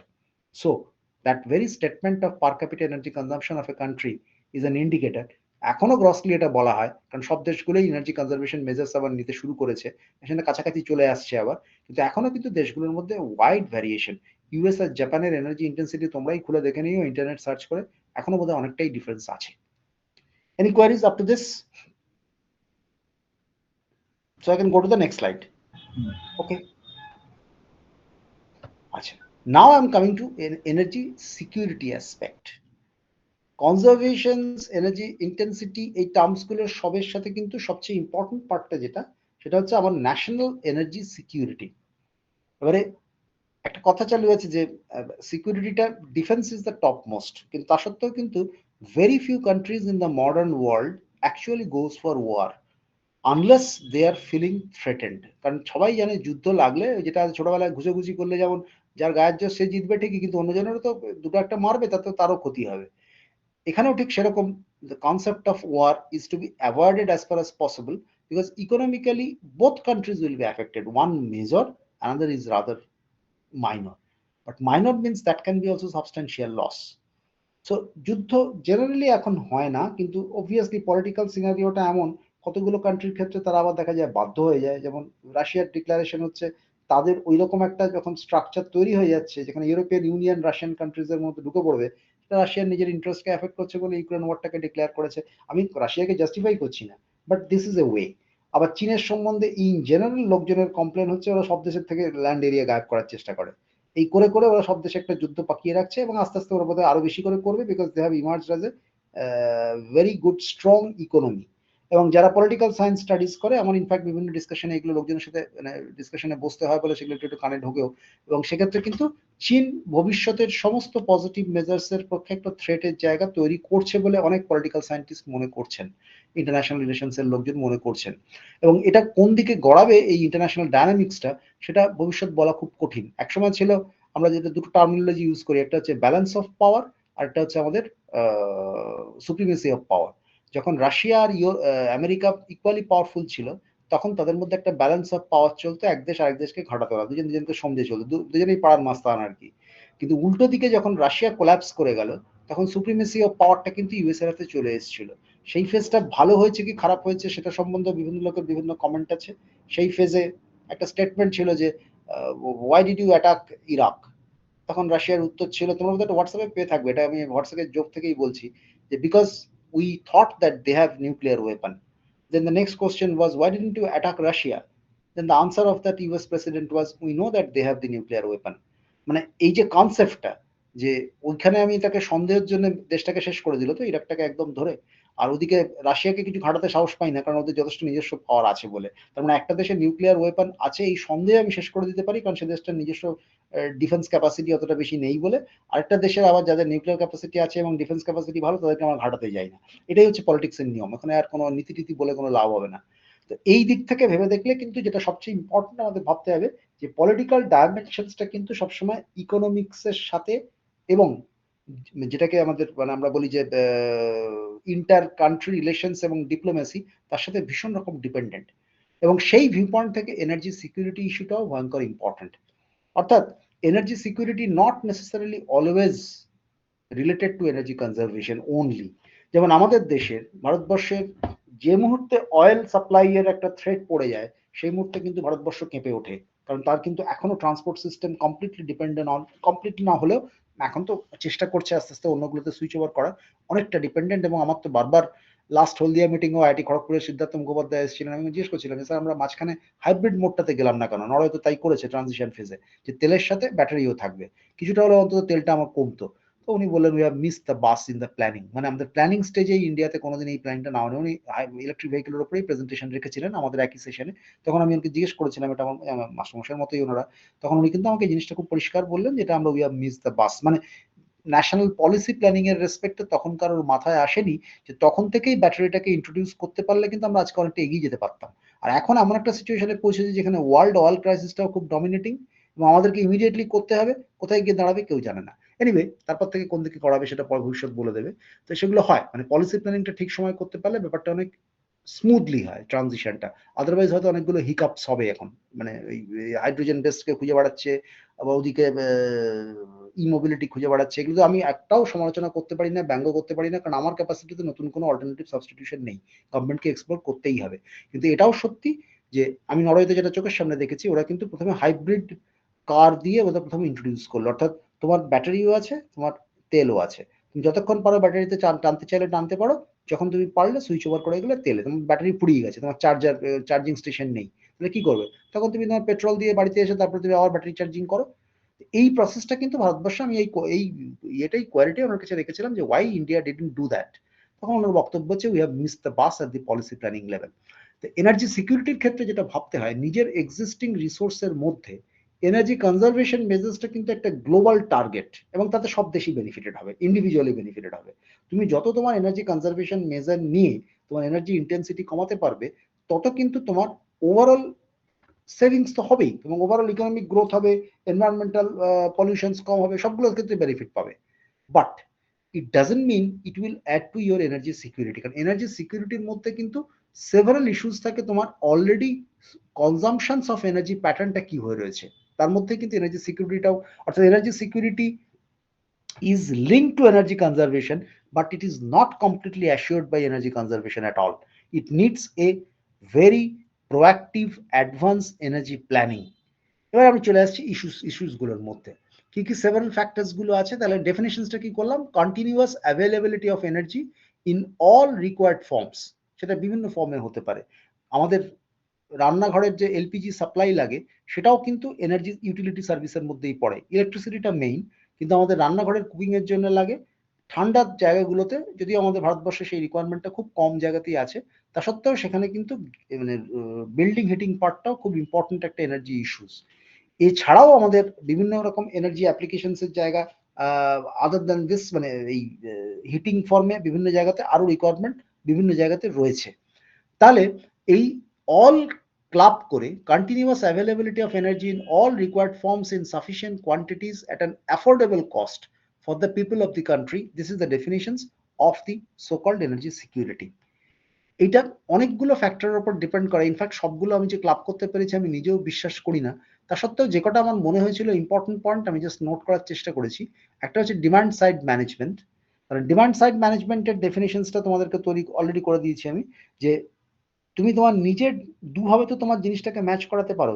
সিকিউরিটি বলতে কি, আমার যা লাগবে সেটা আমি যাতে আমি পেয়ে যাই। এবার যে লোকটার চাহিদা কম সে লোকটার কিন্তু নিজের পেয়ে যাওয়ার ব্যাপারটার অ্যাসুরেন্সটাও বেশি।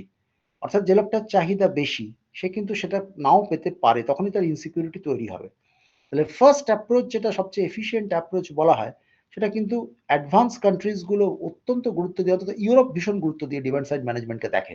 এরকম নয় যে we are economically strong so we will just West the energy and other resources. ওরা ওই এনার্জি এবং ম্যাটেরিয়াল ন্যাচারাল রিসোর্সটাকে প্রিজার্ভ করাটাকে ওদের একটা মিশন হিসেবে নিয়ে নিয়েছে, যেটা ফর দি গ্লোবাল মিশন আমরা করব। সেক্ষেত্রে ডিমান্ড সাইড ম্যানেজমেন্ট মানে হচ্ছে এফিশিয়েন্ট ওয়েতে কোনো রকম কোনো স্যাক্রিফাইস না করে we will go for managing the, even reducing the demand of that particular society. এইটা করতে পারলে কিন্তু আমাদের এনার্জি সিকিউরিটিটা অটোমেটিক্যালি বেড়ে যায়, অর্থাৎ একটা একটার সাথে পুরো রেসিপ্রোকাল। যত ডিমান্ড সাইড ম্যানেজমেন্ট ভালো হবে এনার্জি সিকিউরিটি ব্যাপারটাও বাড়বে, সরি রেসিপ্রোকাল না, ডাইরেক্টলি প্রপোর্শনাল। যত ডিমান্ড সাইড ম্যানেজমেন্ট ভালো হবে তত ওটাও ভালো হবে। আচ্ছা, নেক্সট পার্ট হচ্ছে fuel substitution for more self reliance. এইটা হচ্ছে অত্যন্ত ইম্পর্টেন্ট একটা ইস্যু। কারণ আমাদের এটার সঙ্গে কিন্তু এনার্জি কনজারভেশনের মেজার কিচ্ছু নেই, এনার্জি কোনো যোগাযোগ নেই। কারণ এনার্জি কনজারভেশনের বেসিক টার্গেট কিন্তু হচ্ছে আমার ফসিল ফুয়েল বেসড যে লিমিটেড রিজার্ভস গুলোকে সেগুলোকে প্রোটেকশন দেওয়া। যদিও এখন এনার্জি কনজারভেশনের টার্মিনোলজিতে আমি যখন পড়াতে শুরু করেছিলাম 2000 সালে প্রথম এই কোর্সটা যাদবপুরে, তখন ওইটাই ছিল টার্মিনোলজি। এখন কিন্তু 2023 সালে চেঞ্জ হতে হতে হতে এটা এখন কিন্তু অন্যান্য সমস্ত মেজার্স গুলোকেও ইনক্লুড করে নিতে শুরু করেছে। অর্থাৎ ইভেন ইলেকট্রিসিটি ফ্রম রিনিউয়েবল এনার্জিকেও আমরা ওয়েস্ট করবো না, সেটাও একটা টার্গেট। কারণ কানেই বা করবো শুধু শুধু, সেটাতে নিয়ে নিতে পারলে আরো ভালো। কিন্তু অরিজিনেট করেছিল কিন্তু ফসিল ফুয়েল বেস সিস্টেমস এর লিমিটেড রিসোর্সটাকে প্রিজার্ভ করা দিয়ে। এবারে ফুয়েল সাবস্টিটিউশনটা কিন্তু কোনো রকম ভাবে এনার্জি কনজারভেশনের কানেক্টেড নয়, আবার at the same time partially connected in a sense. তোমার ফুয়েল সাবস্টিটিউশনটার মধ্যে মোর এনার্জি সিকিউরিটি ইস্যুস জড়িত আছে। অর্থাৎ যে জিনিসটা আমার দেশে পাওয়া যায় না সেই জাতীয় ফুয়েল যদি আমার কনজাম্পশন রেট ক্রমশ বাড়তে থাকে, then obviously I will be in a situation of energy insecurity. কিন্তু যদি আমি দেখতে পাই যে আমার ওইটাকে এমন একটা ফুয়েল দিয়ে আমি সাবস্টিটিউট করেছি যেটা আমাদের অ্যাভেলেবেল রিসোর্সের মধ্যে দেশেই রয়েছে, তাহলে that can B a better option. এবং সেক্ষেত্রে যদি ওটা ফসিল ফুয়েলকে রিপ্লেস করতে পারে তাহলে অবভিয়াসলি এনার্জি কনজারভেশনের ভিউ পয়েন্ট থেকেও সেটা অ্যাকসেপ্টেবল, কিন্তু নট নেসেসারিলি সেটা ফসিল ফুয়েলকেই রিপ্লেস করবে। ফর এক্সাম্পল, ইন্ডিয়ান সেক্টরে রিপ্লেসমেন্ট অর ফুয়েল সাবস্টিটিউশনের বড় এক্সাম্পল হচ্ছে ইন্ডিয়ার কারেন্ট ট্রেন। দরকার হলে কয়লা থেকে হাইড্রোজেন বানিয়ে ট্রান্সপোর্ট সেক্টরে চালাবো, দরকার হলে কয়লা থেকে ইলেকট্রিসিটি বানিয়ে ইলেকট্রিক্যাল ভেহিকেল চালাবো, কিন্তু তেলের ওপর ডিপেন্ডেন্সটা কমাতে হবে। সেখানে কিন্তু আমার ফসিল ফুয়েল বেস সিস্টেমস এর কনজাম্পশন, অয়েল থেকে সুইচ ওভার করছি কোলে, ওভারঅল এনার্জি কনজারভেশন মিশনকে আমার কোনো রকম কোনো এফেক্ট করছে না। বাট যেটা করছে আমার সেটা হচ্ছে আমার নিজস্ব এনার্জি সিকিউরিটিটাকে বাড়াচ্ছে। তার মানে এনার্জি সিকিউরিটির সাথে এনার্জি কনজারভেশন লিঙ্কড হতে পারে, আনলিঙ্কড হতে পারে। কিন্তু energy security is the term যেখানে আমি দেশের লোককে অ্যাফোর্ডেবল প্রাইসে I can supply the energy assurance এটা দিতে পারি। এবং এটা দিতে গেলে আমার fuel substitution is undoubtedly one of the most important part, যেখানে কিন্তু সেলফ রিলায়েন্সের জন্য এই ফুয়েল সাবস্টিটিউশনটা may contribute to energy conservation, may not contribute to energy conservation. আচ্ছা, তারপর হচ্ছে ফুয়েল ফ্লেক্সিবল এনার্জি সিস্টেম বা মাল্টি ফুয়েল অপশনস। এটার মানেটাও অলমোস্ট কাছাকাছি। সাবস্টিটিউশন হচ্ছে কমপ্লিটলি, আর এই ফ্লেক্সিবল সিস্টেমস মানে হচ্ছে আমি এটাকে পার্শিয়ালি রিপ্লেস করব, অর্থাৎ একটাকে আরেকটা দিয়ে রিপ্লেস করে দেবো এবং সেটাকে ফুল করতে হবে তার কোনো কথা নেই, পার্শিয়ালিও হতে পারে, সেটাকে ফ্লেক্সিবল সিস্টেম বলে। এখন এই ফ্লেক্সিবল সিস্টেমের অ্যাপ্লিকেশন বিভিন্ন জায়গায় বাড়ছে। তোমরা যদি একটা দেখো, ওই অলরেডি অন্য পারপাস থেকে শুরু হলেও সেটাও কিন্তু একটা বড় example of fuel flexibility, flexible energy সিস্টেমসের, মাল্টি ফুয়েল অপশনসের। সেটা হচ্ছে বায়োমাস কোফায়ারিং। অরিজিনালি কিন্তু ইন্ডিয়াতে বায়োমাস কোফায়ারিংটা স্টার্ট হয়েছে দিল্লির পলিউশন থেকে। এখন কিন্তু ম্যান্ডেটরি করে দেওয়া হয়েছে এবং ওখানেও একটা বোধহয় ওই এফজিডির মতো একটা এই বছর মেনশন করে দেওয়া হয়েছে। আমার ঠিক এক্স্যাক্টলি খেয়াল থাকে না, এগুলো 2025 বোধহয় করা হয়েছে। 2025-এর মধ্যে 5% বায়োমাস প্রত্যেকটা কোল বেসড পাওয়ার প্ল্যান্টকে ভারতবর্ষে কোফায়ারিং করতে হবে। So this has been mandatorily made rule by the ministry of power. আর না পারলে প্ল্যান্ট বন্ধ করে দেওয়া হবে। তাহলে 25 অব্দি তোমাকে সময় দেওয়া হলো, তুমি সামলে নাও। যদি সামলে নিতে না পারো তাহলে কিন্তু তোমার প্ল্যান্ট বন্ধ করে দেওয়া হবে। এবং আমার যারা বন্ধু সিনিয়র পজিশনে ডাব্লিউবিএসসি ডিসিএল রয়েছে ওদের সাথে কথা হচ্ছিল সেদিনকে, ওরা ফোন করেছিল। তারপর খুব ক্লোজ বন্ধু একজন আছে সিনিয়র পজিশনে, ও বলছিল দেখ আমাদের প্ল্যানগুলো নিয়ে আমরা চিন্তিত হয়ে গেছি, এটা গভর্নমেন্টের রেগুলেশন আমাকে করতেও হবে, আলটিমেটলি গভর্নমেন্ট তো পৌঁছে গিয়ে পারবেও না, তখন আমরা সব মেজার্স গুলো নেবো, সেগুলো উইথড্র করে নিতে হবে, তো গভর্নমেন্ট তো উইথড্র করে নেবে, ইতিমধ্যে আমার বয়লার গুলো অনেক ক্ষতি হয়ে যাবে। সো ব্যাপারগুলো না ভীষণ ইন্টারলিঙ্কড। অথচ এই মাল্টি ফুয়েল অপশনস এর মধ্যে কিন্তু বা ফুয়েল ফ্লেক্সিবিলিটি সিস্টেমস এর মধ্যে এই মেজার্সটাও পড়ছে। তার মানে তোমার কয়লার কম্পারেটিভলি তুমি পার্শিয়ালি কয়লাকে কিন্তু রিপ্লেস করছো ক্যালোরিফিক ভ্যালুটাকে বায়োমাস বেস সিস্টেমস দিয়ে। কিন্তু রিপ্লেসমেন্ট কিন্তু করতে গেলে যদি আমার টেকনোলজিক্যাল লসেস অনেক বেশি বেড়ে যায় এবং আমার ফিনান্সিয়াল কস্টিং ভবিষ্যতে আরো বেশি বেড়ে যায়, তখন সেটাও সাস্টেনেবল হবে না। এবং এই নিয়েই আমাদের ইঞ্জিনিয়ারদের চলতে হবে। অর্থাৎ একটা আশঙ্কা রয়েছে যে একটা তো সাপ্লাই চেইন নিয়ে প্রচন্ড প্রবলেম আছে। সাপ্লাই চেইন মানে হচ্ছে আমার যে 5% কোফায়ারিং বায়োমাস করতে বলা হয়েছে, সেটা তো আর জাস্ট ওই ক্ষেত থেকে এনে ওই খড় এনে ফেলে দেবে না পাওয়ার প্ল্যান্টে। তার একটা প্রসেসিং আছে, সেগুলোকে পেলেটস অ্যান্ড ব্রিকেটস বানাতে হয়। এই পেলেটস অ্যান্ড ব্রিকেটস বানানোর স্ট্যান্ডার্ডাইজেশনটাও যেটা হচ্ছে সিমফার করে, লিড করে আমাদের central mining fuel research institute of CSI lab যেটা আছে ধানবাদে, ওখানে কমিটিতে আমিও আছি। কিন্তু ওখানে করতে গিয়ে যেটা আমরা বুঝতে পারছি যে এখনো অব্দি বায়োমাস লজিস্টিক্স চেইনটাই পুরো তৈরি নেই। অর্থাৎ এগ্রিকালচারাল ওই প্রোডাক্ট গুলোকে, ওয়েস্ট গুলোকে জড়ো করা, সিস্টেমেটিক্যালি জিনিসগুলোকে নেওয়া, সেখানে কোনো কোম্পানি এখনো অব্দি ইনভলভ নেই প্রসেসটাতে, কারণ মার্কেটটাই তৈরি হয়নি। এইবারে হয়তো তৈরি হবে, হতে শুরু করবে, কারণ গভর্নমেন্ট 5% করেছে। এইবারে শুরু হওয়ার পরে ন্যাচারালি এবার মুনাফার জন্য বিভিন্ন লোক বিভিন্ন রকম অ্যাকশন নেবে। এবার একটা মার্কেটের ডিস্টরশন তৈরি হবে। সেক্ষেত্রে যেটা হয়তো পাওয়া যেত অ্যাকচুয়ালি 2 টাকা কেজিতে, সেটার দাম এখন 200 টাকা বানিয়ে দেওয়া হবে যখন এটা কম্পালসারি হয়ে যাবে। This is the social system. এবং সেই ক্ষেত্রে ভীষণ রকম আশঙ্কায় পড়ে গেছে পাওয়ার প্ল্যান্ট মানে কোম্পানিগুলো, যে আমরা আমাদের সমস্ত রেডি ফেডি করলাম, ঠিক আছে, এবার আমাদের না পাবো আমরা বায়োমাস সিস্টেমস বায়োমাসের সাপ্লাই, আর পেলেটস অ্যান্ড ব্রিকেটস পাবো না। সেকেন্ড পার্ট যেটা মোস্ট ইম্পর্টেন্ট পার্ট দাঁড়িয়ে যাবে আমাদের, সেটা হচ্ছে ওই এখনো অবধি পুরো টেস্টিং প্রসেসটা কিন্তু কমপ্লিট হয়নি, যেখানে বেশ কিছু বায়োমাসের অ্যালকালি মেটালস ওদের মধ্যে থাকে এবং এই বার্নিং প্রসেসের সময় অ্যালকালি মেটালগুলো খুব হাই করোশন তৈরি করে। এটা আমি যখন আমরা একটা পেপার পাবলিশ করেছিলাম, ঠিক এই টপিকের উপর তোমাদের ইন্টারেস্ট থাকলে আমি দেবো যে কিভাবে বায়োমাস কোফায়ারিং করলে প্ল্যান্টের পারফরমেন্স চেঞ্জ হয়। সেখানে পরিষ্কার মেনশন করা ছিল, আমরা লিটারেচার রিভিউ করেই পেয়েছিলাম, যে অ্যালকালি মেটালস গুলো কিন্তু করোশনস তৈরি করে প্ল্যান্টের লাইফ কমিয়ে দেবে। এবং কমিয়ে দিলে ওইটার এফেক্ট কিন্তু আরো 15-20 বছরে নেক্সট পাওয়া যাবে, যে এই প্রত্যেকটা প্ল্যান্টের একটা মস্ত বড় ফিনান্সিয়াল লস হবে। So this is all coupled. কিন্তু আমাদের এনার্জি সিকিউরিটি রেসপেক্টে কিন্তু ফুয়েল ফ্লেক্সিবিলিটি এবং মানে fuel flexible systems is most desired. এবং অন্যদিকে যদি সেগুলো অন্যরকম এফেক্ট না করে, মানে সবই কিন্তু এই টানাটানির সংসার আর কি, এদিকে টানলে ওদিকে যাবে, ওদিকে টানলে এদিকে আসবে। আর that's why it is the subject is so challenging. যেটাতে করলেই হয় সেটাতে তো সাবজেক্টের চ্যালেঞ্জিং কিছু নেই। Expanding energy resources and developing alternative energy sources, almost আগেরটার সাথে কিছুটা হলেও সিমিলার তো বটেই। কারণ অল্টারনেটিভ এনার্জি সোর্সেস বলতে কিন্তু আমার এখানে রিনিউয়েবল এনার্জি ইন্ট্রোডাকশন একটা পার্ট হতে পারে, যেটা আগেরটার থেকে কমপ্লিটলি ডিফারেন্ট। আবার অল্টারনেটিভ এনার্জি সোর্সে যদি ফুয়েল বেস সিস্টেমস হয়, বায়োফুয়েল সাবস্টিটিউশন হয়, তাহলে কিন্তু ওই আগেরটার পয়েন্টের সাথে মিলছে ফুয়েল ফ্লেক্সিবিলিটি। তার মানে অল্টারনেটিভ সোর্সেস এর নেচার ডিপেন্ড করে whether it's a similar to the previous point, অথবা এটা একটা মানে নতুন পয়েন্ট, সেটা ডিপেন্ড করবে। কিন্তু অল্টারনেটিভ সোর্সেস বের করাটা সব সময় কিন্তু এনার্জি সিকিউরিটির জন্য ডিজায়ার্ড। আর লাল লাল রঙে যে তিনটে নিচে লিখে দেওয়া আছে, এই দুটো কোনো পড়ানোর জিনিস নয়। এটাই আমি কোভিড পিরিয়ডে ওদের প্রত্যেকটা ব্যাচকে আমি একটা অ্যাসাইনমেন্ট দিতাম ক্লাস টেস্টের সাবস্টিটিউট হিসেবে, কারণ this is a good idea of thinking over this two points, identify the critical challenges. সেখানে বলাই হতো, আমি যেটা বলতাম তোমরা এটা করতেই পারো নিজেদের ইন্টারেস্টে, আবার নাও করতে পারো যদি মনে করো না এটা নাম্বার নেই যেমন করবো না। সেখানে আইডিয়াটা এরকম ছিল যে ক্রিটিক্যাল চ্যালেঞ্জ আইডেন্টিফাই করার সময় তোমাদের কিন্তু নিজেদের মন থেকে ভেবে বের করতে হবে যে হাইয়েস্ট ক্রিটিক্যাল মোস্ট ক্রিটিক্যালটাকে টপ মোস্ট পয়েন্ট আসবে, এবং এর কোনো অ্যাবসলিউট সলিউশন হয় না। মানে যে ওপেন বুক কোশ্চেন বলি না, ওপেন বুক কোশ্চেন তোমরা যদি ভবিষ্যতে ভালো জায়গায় যাও, আমি একটা দুটো দিয়েছি, হাড় হিম করে দেয়। কারণ এই ধরনের কোশ্চেন্স গুলোতে কিন্তু কোনো অ্যাবসলিউট নোন সলিউশন কিছু থাকে না। You have to go on trying to get the better solution, সেখান থেকে ইভ্যালুয়েশনটা হয়। এটার ক্ষেত্রেও কিন্তু আমি যে কোশ্চেনটা তৈরি করেছিলাম সেখানে কোনো রকম কোনো অ্যাবসলিউট সলিউশন কোনো বইতে পাবেও না।